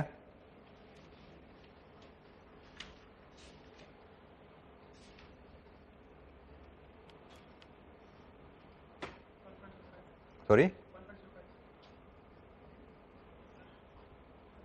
IRR it has to be greater than 10%. 14.01%. 0.5%. आप क्या बोल रहे थे भाई? भैया इंटर IRR का मतलब पता ना, इंटरपोलेशन का मतलब पता क्या भाई? इस पे पॉजिटिव है, इस पे भी पॉजिटिव, जीरो किस पे होगी? दरमियान में क्यों होगी? नेगेटिव है यहाँ पे क्या? इससे भी ऊपर जाके आएगी। दरमियान भी खैर 1 से तो ऊपर ही आता है, 5 और 10 के बीच दरमियान होता है। दरमियान में कब होता है? जब एक पॉजिटिव एक नेगेटिव हो। कभी 5 से ऊपर 10 से नीचे फिर दरमियान आएगा। ये 5 से भी ऊपर है या 10 से भी ऊपर है, 10% पे भी पॉजिटिव एनपीवी आएगा, इसका मतलब रेट ऑफ रिटर्न और आ गया कहीं। ठीक है, तो ये answer has to be greater than 10%। और नहीं आ रहा तो आपको खुद अलार्म बजना चाहिए कि क्या गड़बड़ होगी। आपने तो बिल्कुल ही अजीब सा आंसर निकाल दिया भाई, जिसकी कोई तुक ही नहीं है। मतलब उस पर तो गलती का शाबा भी नहीं होना चाहिए था, कि मतलब ये कोई शक भी नहीं होना चाहिए था कि ये आंसर ठीक है आपका। जी जनाब, एनी क्वेश्चन, कोई सवाल यहाँ पे? हमने 5 एक्टिविटीज छोटी सी कॉस्ट ऑफ डेट को लेके की। इन पांचों की एक रिवीजन एक्टिविटी अवेलेबल आपके पास, ये लिस्ट ये बी के साथ। रेप्लिका है एग्जांपल, रेप्लिका है, डाटा बदला हुआ है। ये पांचों कैलकुलेशन परफॉर्म कीजिए। ए से शुरू हो जाइए। आई रिपीट, रेप्लिका है स्टेटमेंट्स, वैल्यूज बदली हुई हैं, प्रिंसिपल वही हैं जो पार्ट ए में हमने किए थे। ये कैपिटल बी पार्ट है, पेज 166 के लोअर हाफ पे।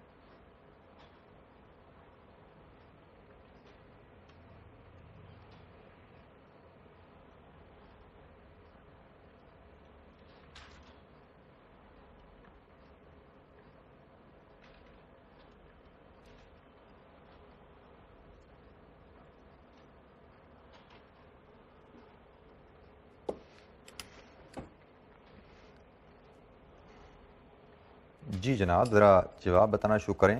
बी ए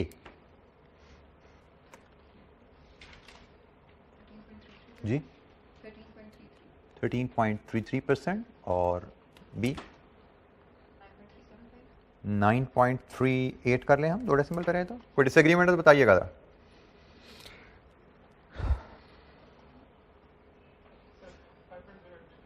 सेकंड वन 5.08 5.08 चेक करें बेटा, आपका क्यों गड़बड़ हुआ। सी 11.17। अच्छा, अब हम जब जाएंगे डी और ई पे तो हमें फिर 2 रेट्स भी बताने हैं, क्योंकि इंटर आ रही ना IRR, तो 2 रेट्स बताएंगे और फिर मुझे बताएंगे आप आंसर अपना। आपका आंसर क्या है और कौन से 2 रेट से आया। डी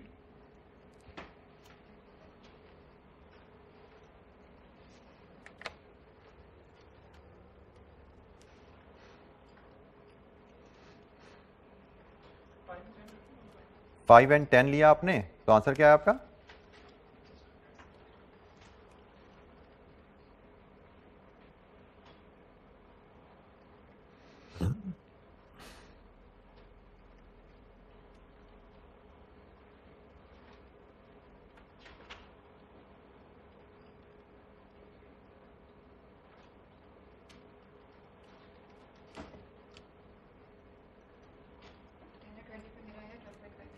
टेन एंड 20 पे 10 एंड 20 पे आया 12.58%। लीजिए जी।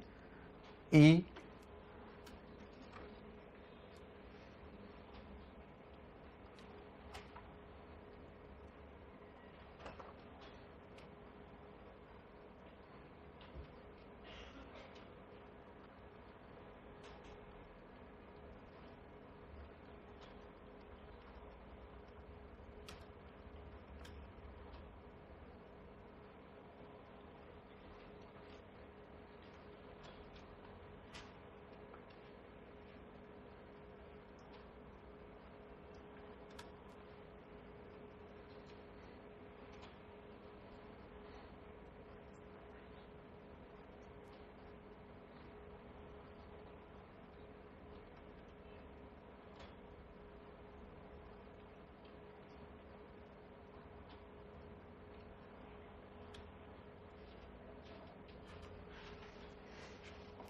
जी। ई और डी पे कोई इतराज है तो बोलिए, और ई का जवाब दीजिए।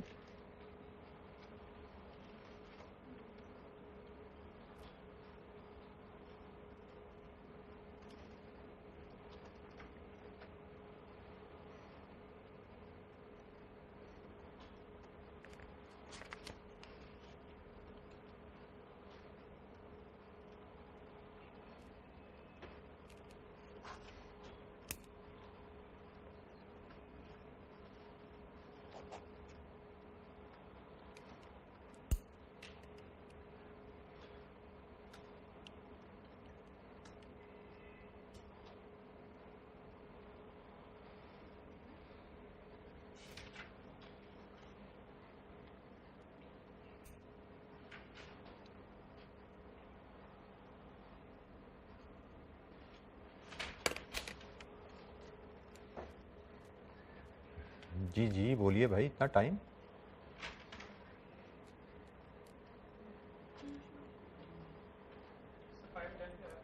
ई बोल रहे हैं, ई डी बोल रहे हैं 5 और 10 पे। बोलो जी। सॉरी 30 डी पे 5 एंड 10 को इंटरप्लोड करके 30। क्या कंट्रास्टिंग रिजल्ट्स हैं आप लोगों के माशाल्लाह। जरा यहां से चले पता करते हैं। 5 पे एनपीवी बताइए आपकी क्या है बेटा, आप बताएं 5 पे एनपीवी क्या आपकी इस ऑप्शन में, डी में जी 297। अच्छा, ये आप डी की बात कर रहे हैं जिसकी 950, ठीक है। और 10 की बोलिए 239.74। ये भी पॉजिटिव है जी। भाई आप बताइए आपका क्या था। 5% पे क्या एनपीवी आपकी 157.81 और 10% पे नेगेटिव 12.11। और आपने मुझे आईआरआर क्या बताई 5.36। बेटा इन दो वैल्यूज़ को लेके अगर मैं इंटरपोलेशन करूं तो मेरी वर्किंग होगी 5 plus 157.81 over 157.81 plus 12.11 into 5।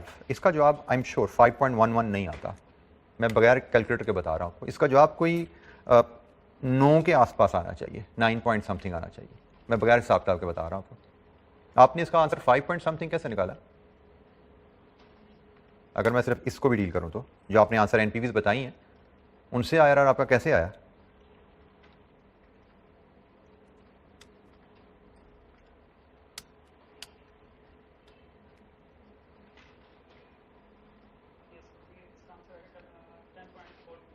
Ten नहीं आ सकता पुत्र।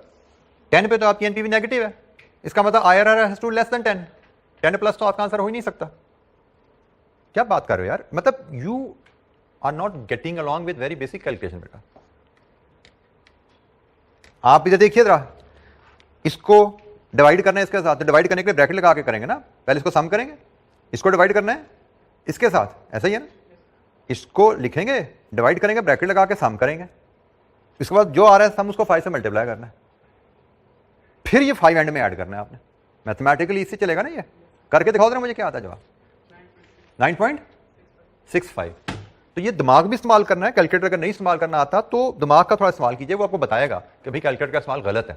जैसे मैंने आपको देख के बता दिया भाई आपका इस्तेमाल गलत है, मैंने आपको देख के सिर्फ आगे 9 पॉइंट समथिंग आंसर आना चाहिए। वो कैसे मुझे पता लगा कि भाई जीरो के करीब यहां पे आ रहा है वैल्यू, हमें रेट चाहिए वो जिसपे जीरो, तो ये जीरो के करीब पहुंच गया ना यहाँ पे 10 पे जाते जाते, तो उसके बाद 10 से थोड़ा सा नीचे है, 9 पॉइंट समथिंग मैंने कहा था, तो 9.6 आप मुझे बता रहे हैं। अब ये ठीक है नहीं, इस पे बात बाद में होगी, पहले तो ये हम इसकी बात कर लें, ये ठीक है जी वैल्यू। इस पे कोई कमेंट करेगा आपका कहां से भाई 297 कहां, 157 कहां, 239 कहां, 12 कहां, इतना फर्क कैसे आ रहा है? रीचेक करो एक था फिर, इसका नेगेटिव आ गया क्या 15, और ये क्या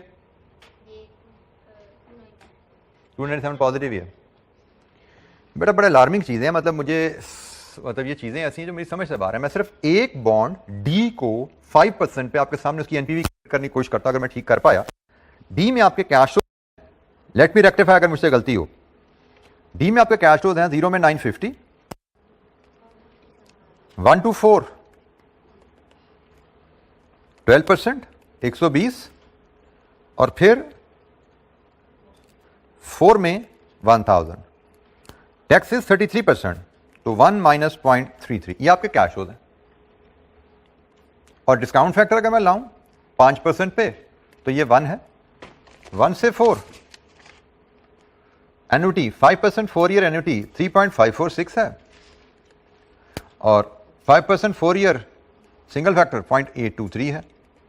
अब ये इसमें बताइए मुझे 297 आ रहा है या 157 आ रहा है? कान पकड़वाने चाहिए ना आप लोगों के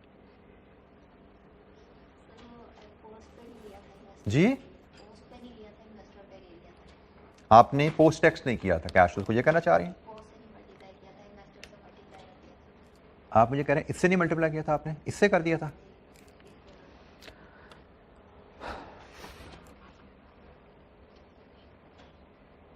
ई की को बात बताएगा, ई में क्या हुआ?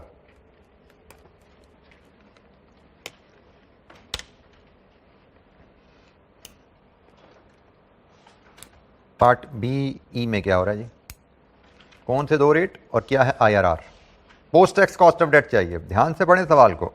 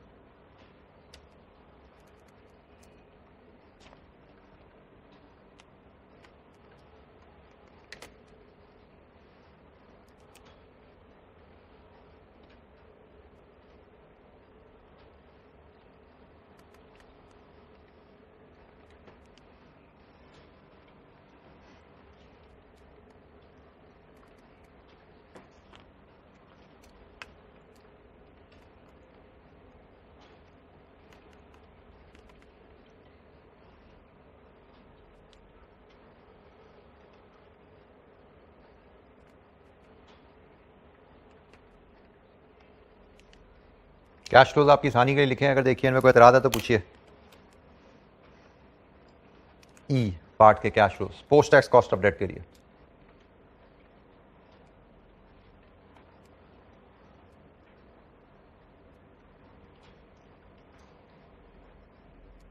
रिडम्पशन एट पार नहीं है, रिडम्पशन एट प्रीमियम है, तो ये आपकी रिडम्पशन वैल्यू है, ये आपकी कन्वर्जन वैल्यू है higher.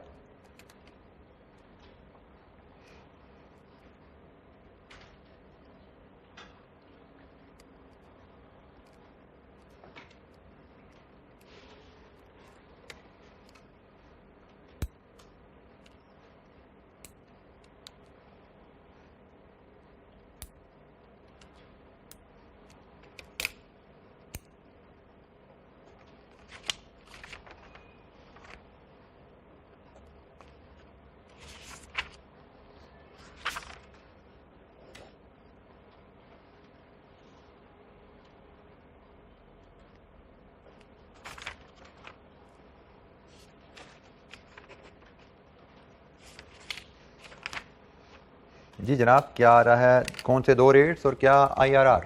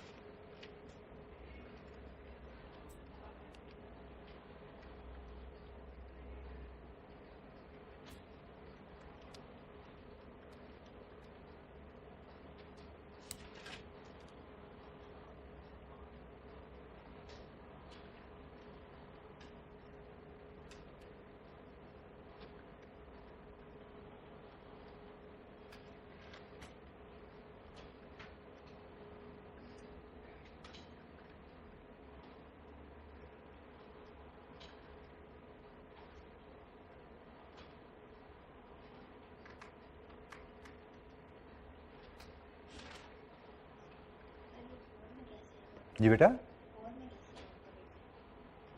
Sorry my mistake ji.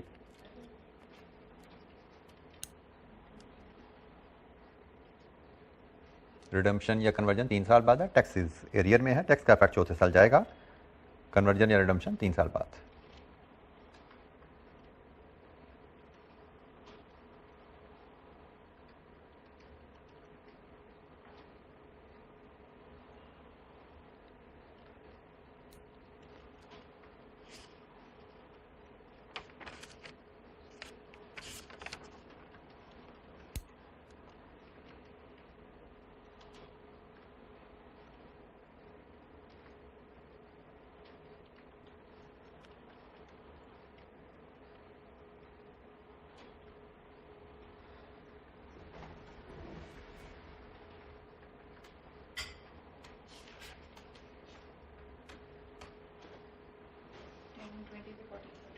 Ten and 20 पे 14.2025 लीजिए जी।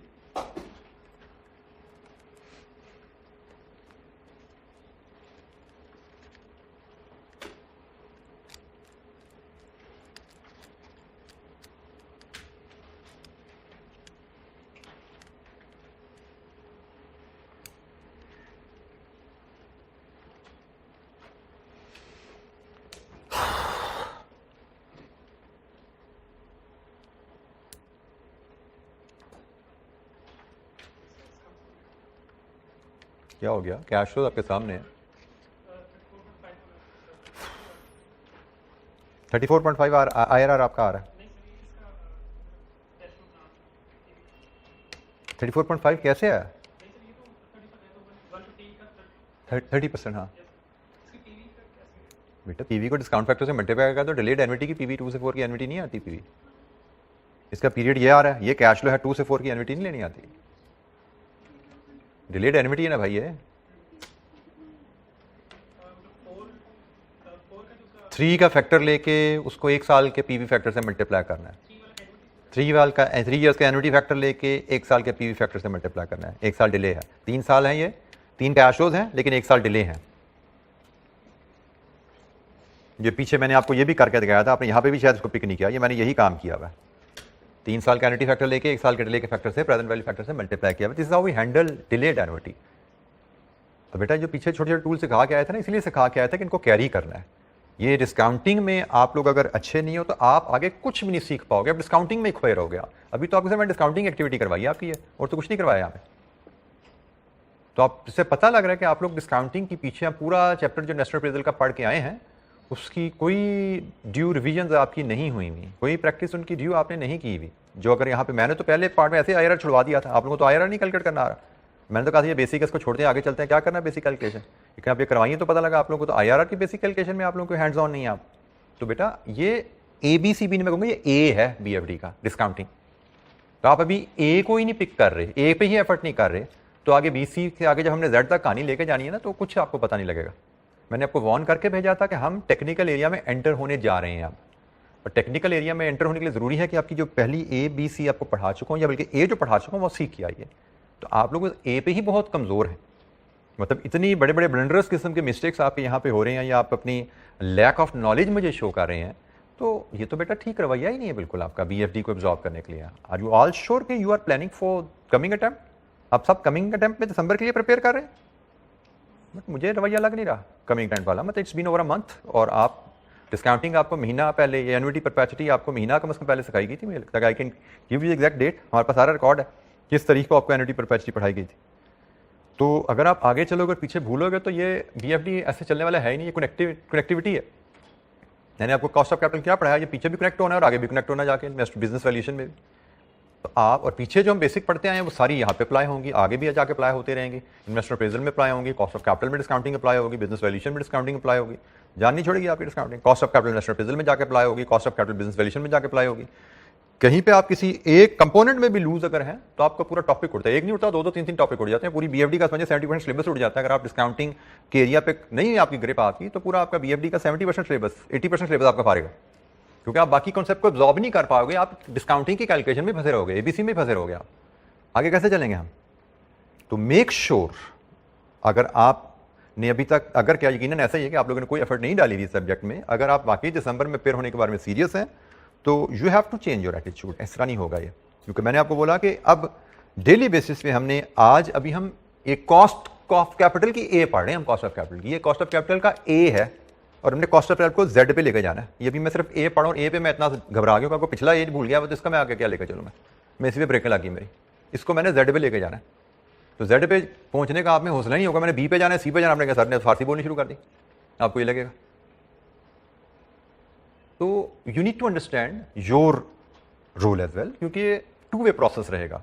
मतलब आप इसको रिस्पॉन्ड करोगे तो मेरी लैंग्वेज आपको समझ आएगी, अदरवाइज मैं बहुत जल्द आपके लिए वो फारसी बोलना शुरू हो जाऊंगा, आपको लगेगा। और फिर ब्लेम आएगा जी सर पता नहीं क्या पढ़ा रहे हैं, ये तो हमें समझ ही नहीं आ रही। But you would not realize कि यूं क्यों नहीं समझ आ रही, जो पीछे पढ़ाया था वो आपने उसको रिटेन ही नहीं किया, उसको आप भूलते जा रहे हो। ठीक है, तो अभी still I would say it's not too late. अगर आज भी जाके आप अपनी डिस्काउंटिंग को आज के 2 घंटे दे दो तो कल की क्लास में शायद आप बहुत बेहतर अंदाज में चल सकोगे। लेकिन अगर ये हमारी ये 3 क्लासें गुजर गई, आपने कहा जी मैं वीकेंड पे पढ़ूंगा जाके, तो वीकेंड के बाद अगले मंडे को मैं आपके हाथ नहीं आऊंगा फिर। ठीक है ना? तो अगर आपने इस तरह फिजिकल क्लासेस में साथ चलना है तो you have to match up, you have to catch up with the pace. और वो pace I am telling you, कभी मैंने इंटेंशनली अभी तक मैंने टाइम कम रखा हुआ था, अब मैं टाइम भी बढ़ाना चाह रहा हूँ कि हमारा एवरेज 2 घंटे चल रहा था, मैं इसको 2.5 से 3 घंटे पे ले जाना चाह रहा हूँ प्रॉपरली, क्योंकि नमाज का टाइम भी एडजस्ट हो चुका है। और आई वॉज होपिंग कि आप भी अब एडजस्ट हो चुके हो, सब्जेक्ट के टेम्पो से हो चुके होगे। वो उम्मीद पे तो आपने पानी फेर दिया मेरी आज। लेकिन मैं चाहूँगा कि इस वीक में आप कैचअप करो और मंडे से नेक्स्ट आप साथ चल रहे हो।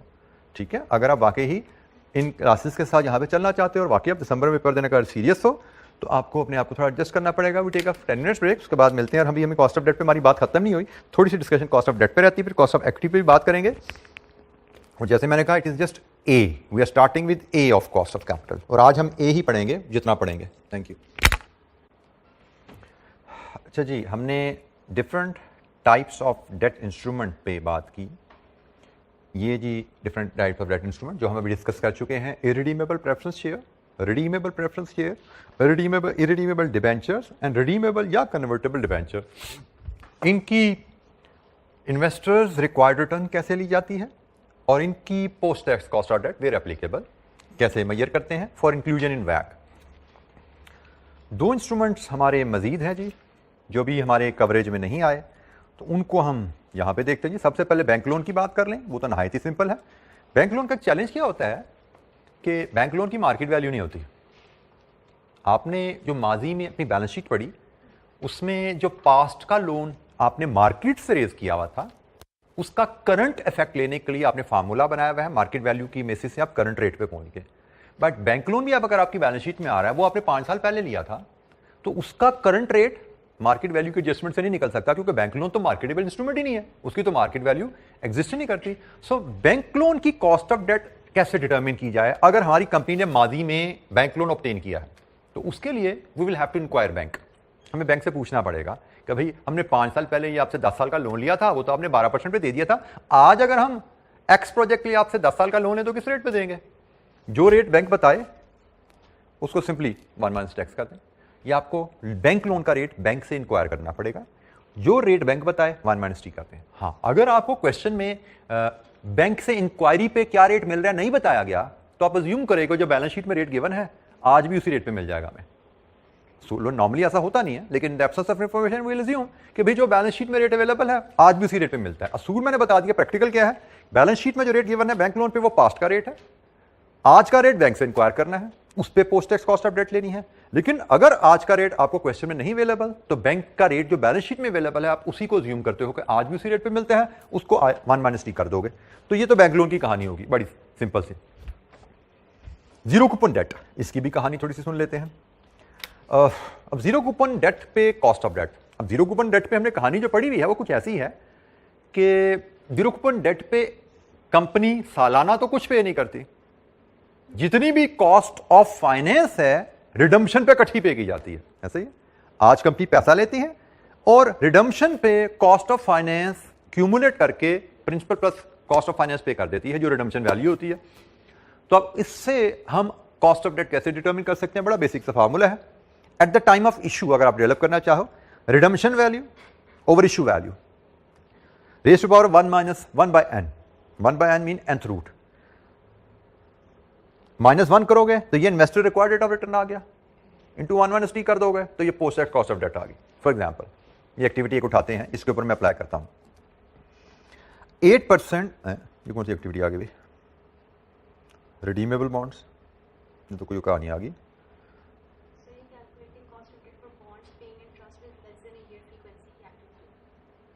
हाँ जी, तो इसकी एक्टिविटी तो है ही नहीं, इसकी एक्टिविटी तो हमें देखनी है, तो इसकी एक्टिविटी हम बनाते हैं अभी।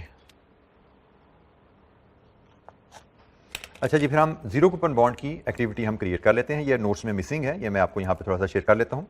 लेट्स अज्यूम हम बात करते हैं 2020 की। लेट्स अज्यूम हम 2020 में हैं, हम से 1 जनवरी 2020 है और ए limited issues zero coupon bond at 50% discount, nominal value rupees say 100, redeemable at par in 10 years time। ठीक है जी, मैं 2 रिक्वायरमेंट्स की बनाता हूं और साथ के लिखते हैं जी tax rate is 30%. Requirement A,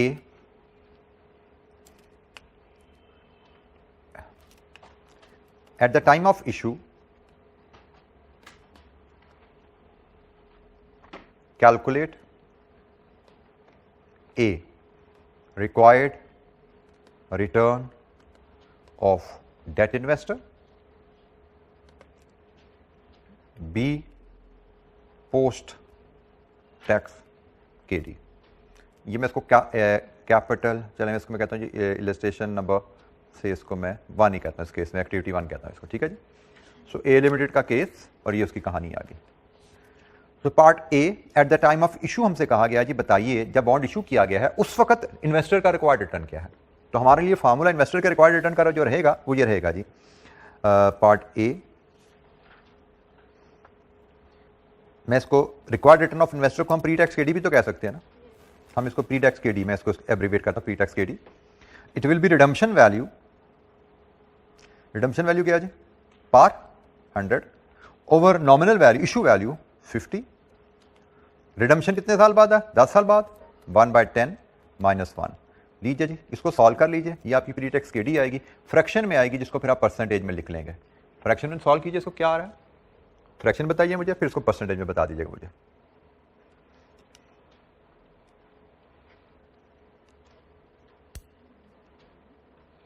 जी बेटा 0.07 विच इज 7%।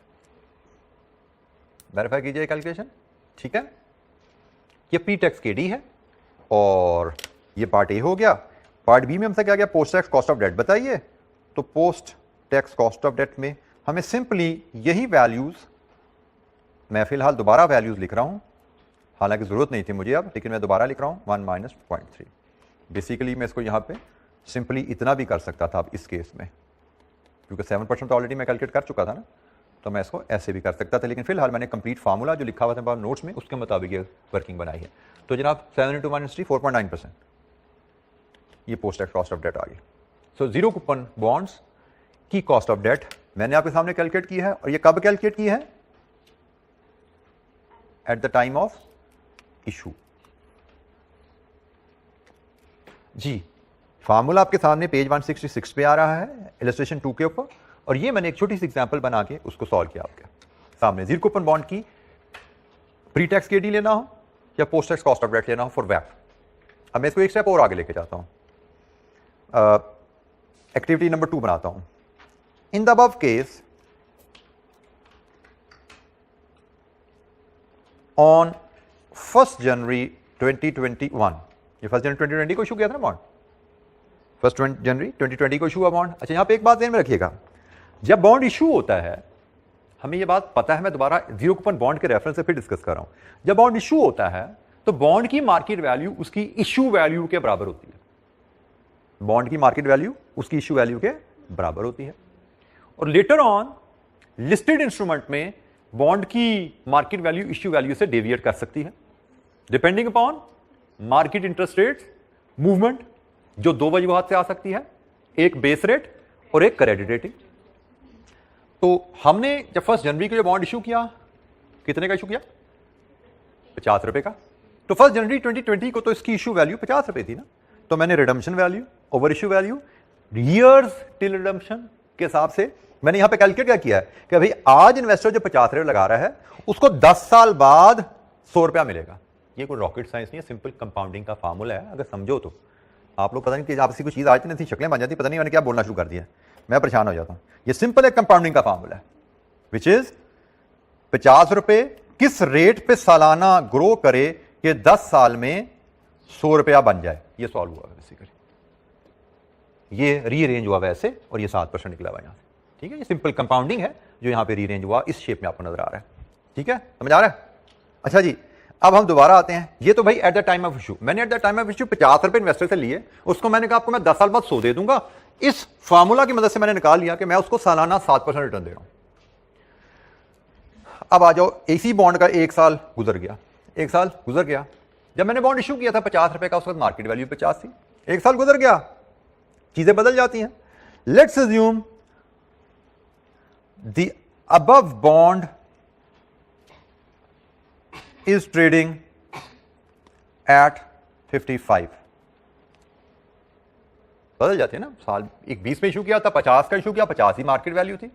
अब आगे चल के 55 पे आ गया। अब ये 55 पे आना क्या बता रहा है कि कुछ चीजें मार्केट में चेंज होगी शायद। मैं इसको चलें थोड़ा सा और बदल दूं, मैं 55 इसको 60 कर देता हूं मैं। ठीक है, मैंने इसको 60 कर दिया।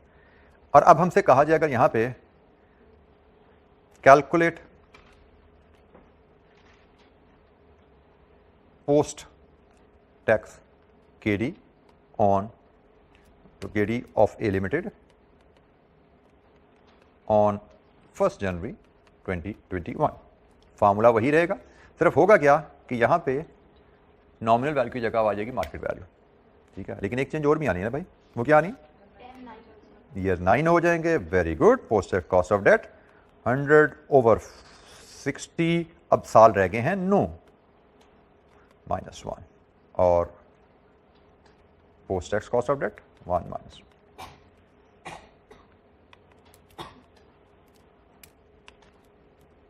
तो जनाब अब post tax cost of debt कहां पे आ गई?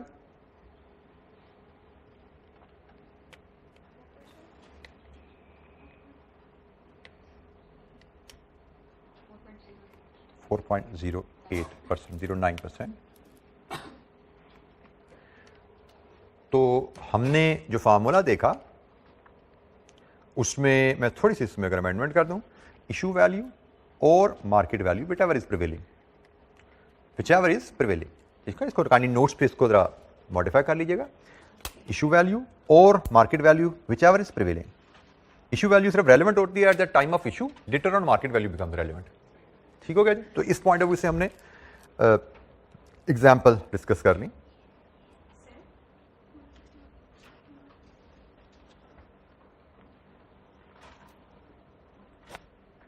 जी बेटा, अगर हम इशू देख रहे हैं और हमें ये डेटा दिया हुआ है कि आगे फ्यूचर में फ्लक्चुएशंस हुई हैं और जो मार्केट वैल्यू है वो चेंज होती रही, लेकिन हमने इशू डेट ही कैलकुलेट करनी है, तो हम उसका इफेक्ट लेंगे उस पॉइंट में कि नहीं? इशू डेट पे फ्यूचर का आपको नहीं पता होता, ठीक है। इशू डेट पे आप इशू डेट की कॉस्ट ऑफ डेट कैलकुलेट कर सकते हैं, ठीक है। फ्यूचर जब आएगा, जैसे हमने यहाँ पे केस बिल्ड किया, eight the time of issue आपने इशू डेट के डाटा के हिसाब से कॉस्ट ऑफ डेट कैलकुलेट करनी है। लेटर ऑन अगर सिचुएशन में कुछ बदलाव आता है, उस चेंज के हिसाब से आप cost of debt as on that date calculate करेंगे, ठीक है। हम कभी भी आज कॉस्ट ऑफ डेट फ्यूचर के एक्सपेक्टेड सर्कमस्टांसेस को लेके नहीं करते, ठीक है। आज कॉस्ट ऑफ डेट हम आज के प्रिवेलिंग सर्कमस्टांसेस को लेके करते हैं। पीछे जो हुआ उससे पहले prevailing, past is history, future is later, उसका हमें नहीं पता। हम आज फाइनेंस रेज करना चाहते हैं। आज हमारी कंपनी की जो फाइनेंशियल स्ट्रेंथ है, आज हमारी कंपनी की जो क्रेडिबिलिटी है, जो क्रेडिट रेटिंग है, और आज जो बेस रेट्स प्रिवेल कर रहे हैं, उन सब को कंसिडर करके हमने आज कॉस्ट ऑफ फाइनेंस डिटरमिन करनी है जी, क्योंकि we have to raise finance today, we are interested in cost of finance today जी। एनी क्वेश्चन, कोई सवाल? तो ये जनाब हमारी कॉस्ट ऑफ डेट की कहानी जो है, बेसिक्स जो है सारे उसके कवर कर लिए हमने। Different types of debt instrument की कॉस्ट कैलकुलेट करना, उस पर हमारी बात हुई।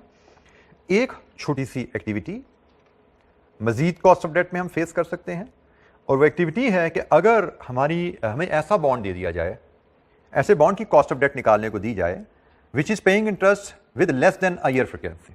हमें ऐसा बॉन्ड दिया जाए जो, फॉर एग्जांपल ये हमारे पास केस है 8% रिडीमेबल बॉन्ड ट्रेडेड एट 95% का मतलब 95% of its nominal value, tax rate is 30%, bond will be redeemed at par after 3 years, interest is payable at the end of every quarter, ठीक है जी। Quarterly interest rate की payment आ गई है। तो अब हम क्या करें? Rule is very simple. हमने जो पहले सीखा हुआ वही बात है कि भाई जब कैश फ्लोज की frequency other than year annual हो जाए, तो फिर आप क्या करते हो, आप कैश फ्लोज को पीरियड वाइज मेजर करोगे, ईयर वाइज नहीं लोगे आप। फिर आपके पीरियड कैश फ्लोज, आपका जो पीरियड है वो क्वार्टर में मेजर किया जाएगा, क्योंकि आपके कैश फ्लोज यहाँ क्वार्टरली राइज हो रहे हैं, तो आपका period will now be measured in quarters. तो हमारे कैश फ्लोज जैसे इस केस में बनेंगे, कितने क्वार्टर्स हैं जी? 12 क्वार्टर्स। तो 1 से लेके 12 तक हमारा इंटरेस्ट जाएगा। कितना इंटरेस्ट होगा? 8%, assuming nominal value 100, assuming nominal value 100, तो क्वार्टरली 2% जाएगा। Very simple. सालाना 8% है भाई। Interest rates are always annual, payable quarterly का मतलब इसके 4 हिस्से कर दो, तो सालाना 2% पे होना है, क्वार्टरली 2% पे होना है, तो 12 क्वार्टर 2% पे होगा।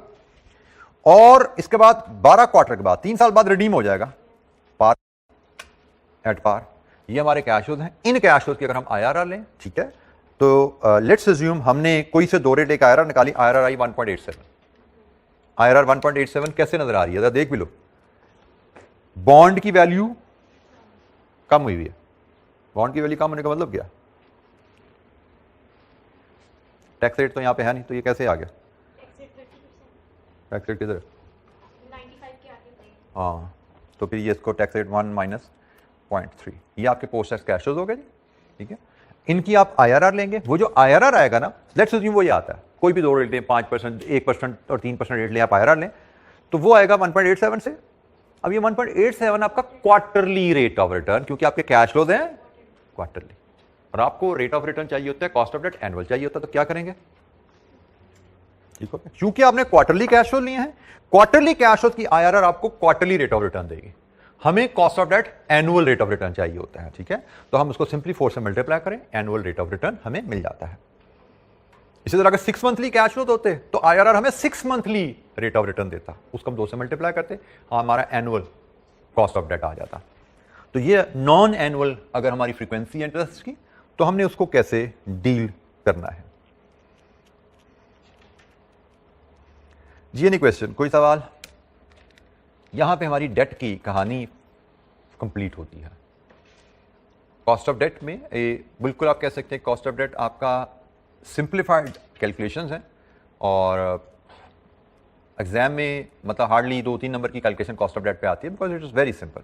हमारे मेजर मार्क्स हमारे होते हैं कॉस्ट ऑफ इक्विटी पे, जिस पे हमने बात अभी शुरू करनी है, और फिर ये जब बात शुरू होगी तो बहुत दूर तलक जाएगी, कई दिन चलती जाएगी।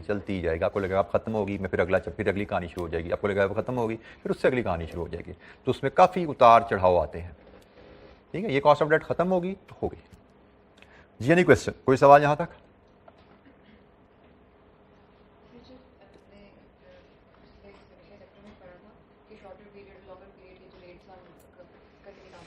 शॉर्टर पीरियड लॉन्गर पीरियड के रेट्स को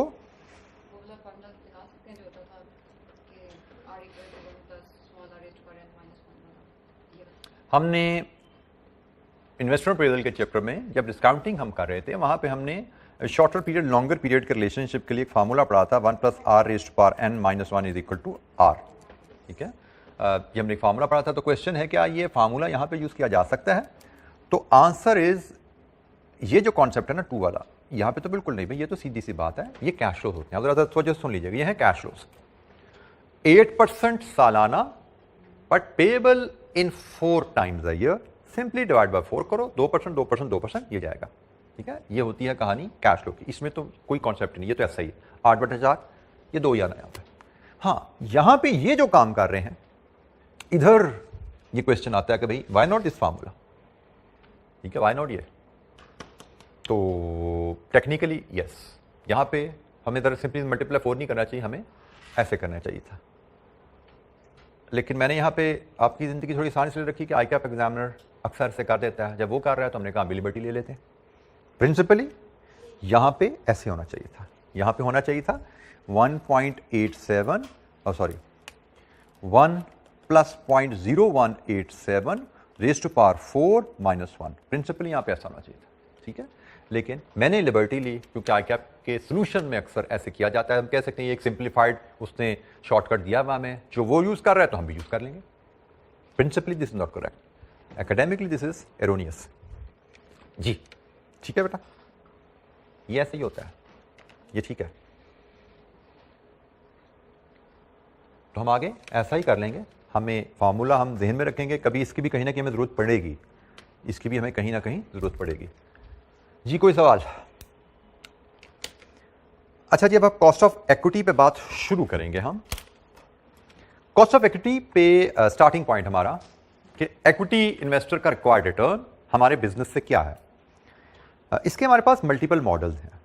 हम सबसे पहले सबसे आसान सबसे सिंप्लीफाइड मॉडल डिस्कस करते हैं, dividend valuation model. Dividend valuation model जैसे कि इसके नाम से नजर आ रहा है, ये बेसिकली वैल्यूएशन का मॉडल है। ओरिजिनली ये कॉस्ट ऑफ इक्विटी का मॉडल नहीं है, ये वैल्यूएशन का मॉडल है। किसकी वैल्यूएशन का? शेयर की वैल्यूएशन का। और इसका प्रिंसिपल क्या है? Share price can be determined as future expected income stream from a share discounted at the investor required rate of return, जिसको हम KE से डिनोट करते हैं। जिस तरह मैंने कहा था ना कि कॉस्ट ऑफ डेट क्या होता है, वो debt investor required rate of return है। इसी तरह कॉस्ट ऑफ इक्विटी क्या है, वो equity investor required rate of return है। इक्विटी इन्वेस्टर को हमें कितनी रिटर्न देनी है, कंपनी को कितनी रिटर्न देनी है, वो उसकी रिक्वायर्ड रिटर्न है टू सेटिस्फाई है, और वो कंपनी की कॉस्ट बन जाती है। इक्विटी इन्वेस्टर को हमें उसकी इन्वेस्टमेंट पे सालाना क्या रिटर्न देनी है कि वो मुतमईन हो, इन्वेस्टर की रिक्वायर्ड रिटर्न, कंपनी की cost.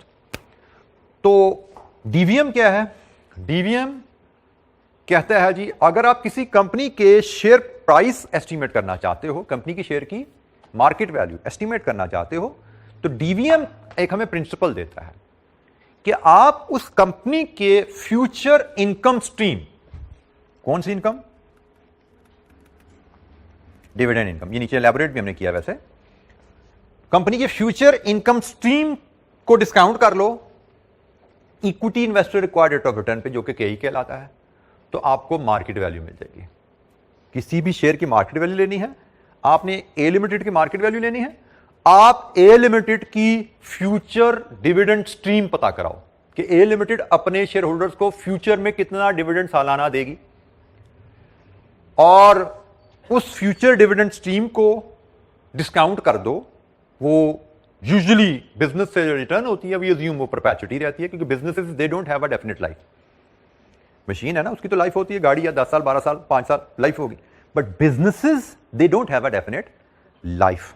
They are set up with the aim and targets to carry on them as a going concern.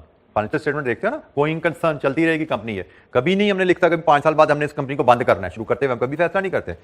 हाँ, हालात ऐसे बन जाए कभी कि गवर्नमेंट किसी बिजनेस को बैन कर दे, टेक्नोलॉजी की वजह से कोई बिजनेस ऑब्सोलीट हो जाए, अलग बात है, but businesses are never planned to have a definite life.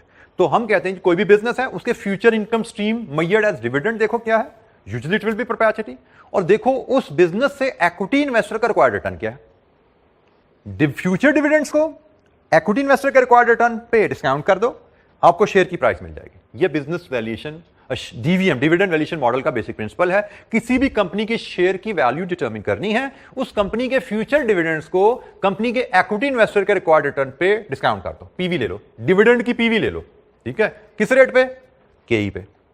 केई क्या होता है, इक्विटी इन्वेस्टर रिक्वायर्ड रिटर्न, ठीक है जी। सो ये जनाब फ्यूचर इनकम स्ट्रीम को, डिविडेंड को हम फ्यूचर इनकम स्ट्रीम कह रहे हैं, डिविडेंड परपेचुइटी में जाएंगे इसके तहत। अच्छा, डीवीएम हमें दो फार्मूला देता है, डीवीएम हमें दो फार्मूला देता है, एक on the assumption dividend will be constant in perpetuity, और दूसरा dividend will be growing at constant rate in perpetuity. तो परपेचुइटी तो हम यहां पे पहले कह चुके हैं ना, परपेचुइटी का वर्ड तो हमने पहले कह दिया भाई, डिविडेंड कंपनी हमेशा पे करेगी।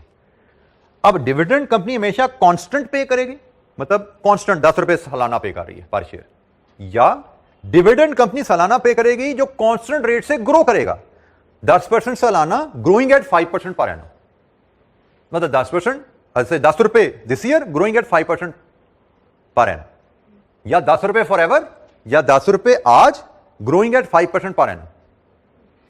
तो इन दो अजम्पशन के तहत हमें डीवीएम एक फार्मूला भी दे देता है, दो फार्मूला सॉरी दे देता है। डीवीएम का basic principle, share price of any company can be estimated by taking present value of its future dividends, discounting them at K, basic principle. Then there are few assumptions. The first and basic, most important assumption, dividend will be paid in perpetuity. Onward, there are support in the shape of two formulas. Those two formulas are available on the assumption either company will continue to pay dividend at a constant rate or company's dividend will grow at a constant rate. मतलब 10 रुपए सालाना forever या 10 रुपए increasing at 5% per annum forever, हर साल 5% से बढ़ेगा। इन दो assumption के तहत डीवीएम हमें फार्मूला भी दे देता है।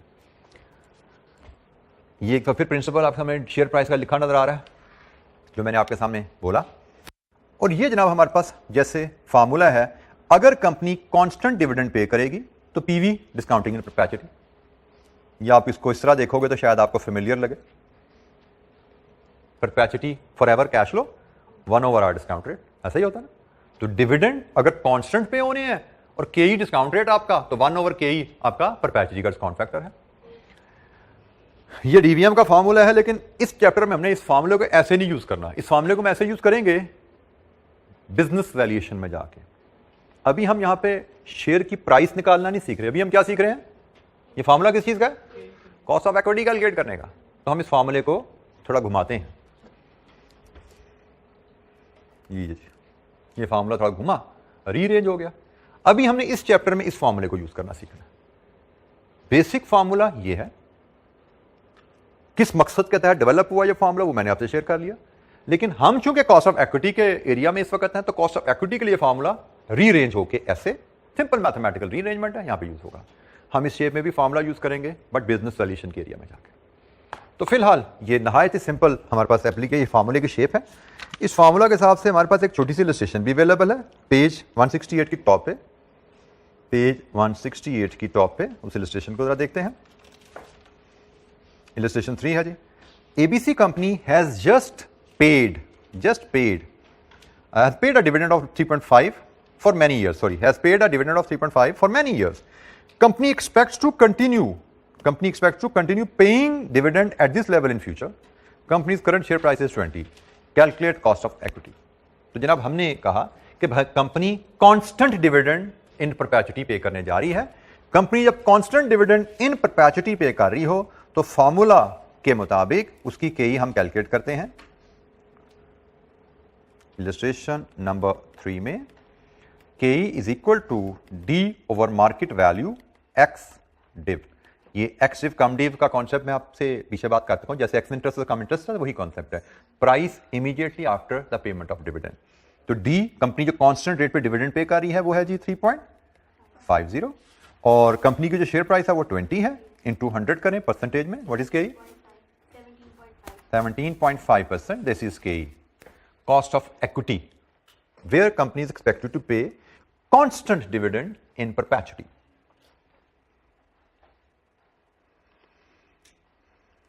लेकिन जो कंपनी का प्लान होता है क्या वो मतलब वो फिक्स तो नहीं ना रह सकता, वो तो मार्केट कंडीशंस जो प्रिवेलिंग कंडीशंस होती हैं कानून के चेंज तो होता होगा ना। बेटा हमें डीवीएम के बारे में मैं दोबारा आपसे बता दूं, दो डीवीएम के बारे में एक हमें प्रिंसिपल पता है, वो प्रिंसिपल ये है, ठीक है। इसके बाद हमें इन दो अजम्पशन के तहत, अभी मैंने इस अजम्पशन के तहत फॉर्मूला आपसे डिस्कस किया, ये प्रिंसिपल है, जब और कोई इंफॉर्मेशन अवेलेबल नहीं, ये प्रिंसिपल होल्ड करता है, ठीक है। लेकिन अगर हमें इंफॉर्मेशन दे दी जाए कि भाई company will pay constant dividend, तो फिर इस प्रिंसिपल की बेस पर ये फार्मूला वजूद में आ जाता है।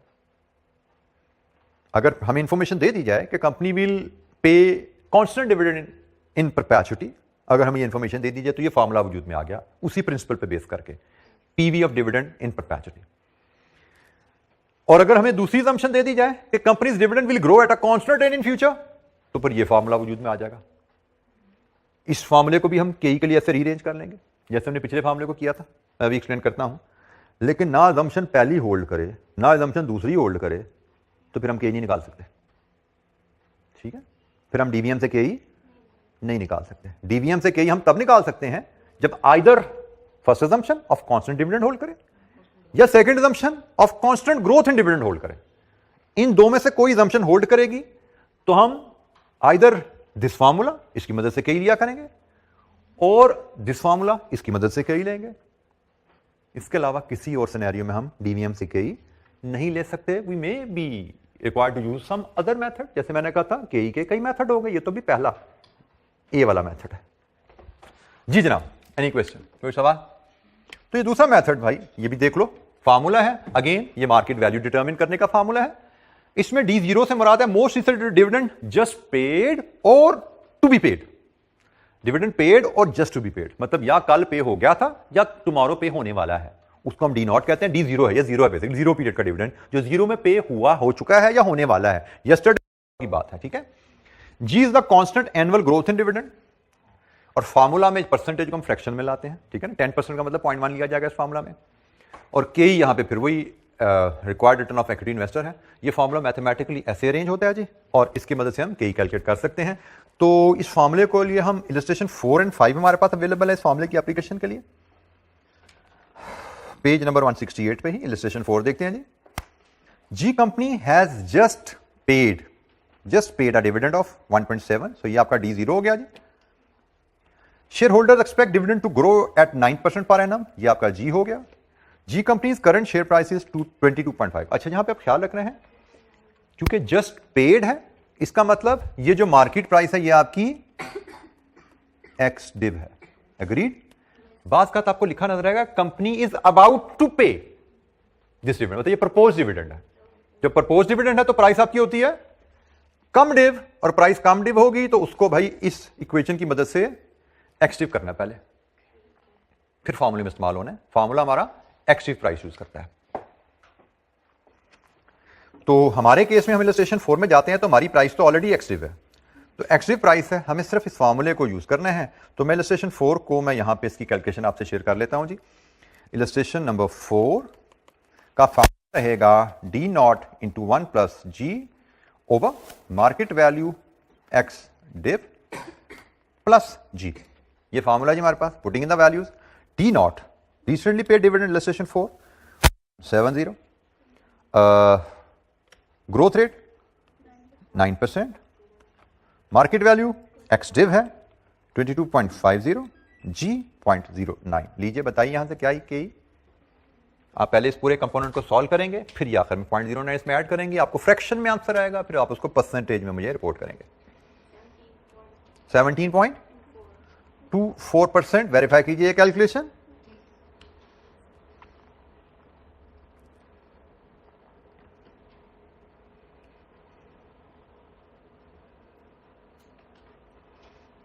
इलस्ट्रेशन 6 देखते हैं जी जरा। Company is about to pay a dividend of 1.9, this is D0। Share holder expect dividend to grow at 9% per annum, this is G। B company's current share price, this is market value cum div, क्योंकि dividend is about to be paid. हमसे कहा गया जी cost of equity बताइए B company की। B company की cost of equity हमें लेनी है, तो जनाब putting the values in the formula, यही फार्मूला जो ऊपर नजर आ रहा है उसी को मैं यूज करूंगा। इलस्ट्रेशन नंबर 6 में हम बात कर रहे हैं K E is equal to D nought, dividend to be paid shortly 1.9, growth rate 9%, market value active हमें कम अवेलेबल है 17.5, मैं इसमें से 1.9 माइनस कर दूंगा तो ये एक्टिव होगी प्लस 0.09, ऐसा ही है जी। तो बताइए जनाब के ई क्या आई? 22.28%। जी, एनी क्वेश्चन, कोई सवाल? कॉस्ट ऑफ इक्विटी पे हमने बात की।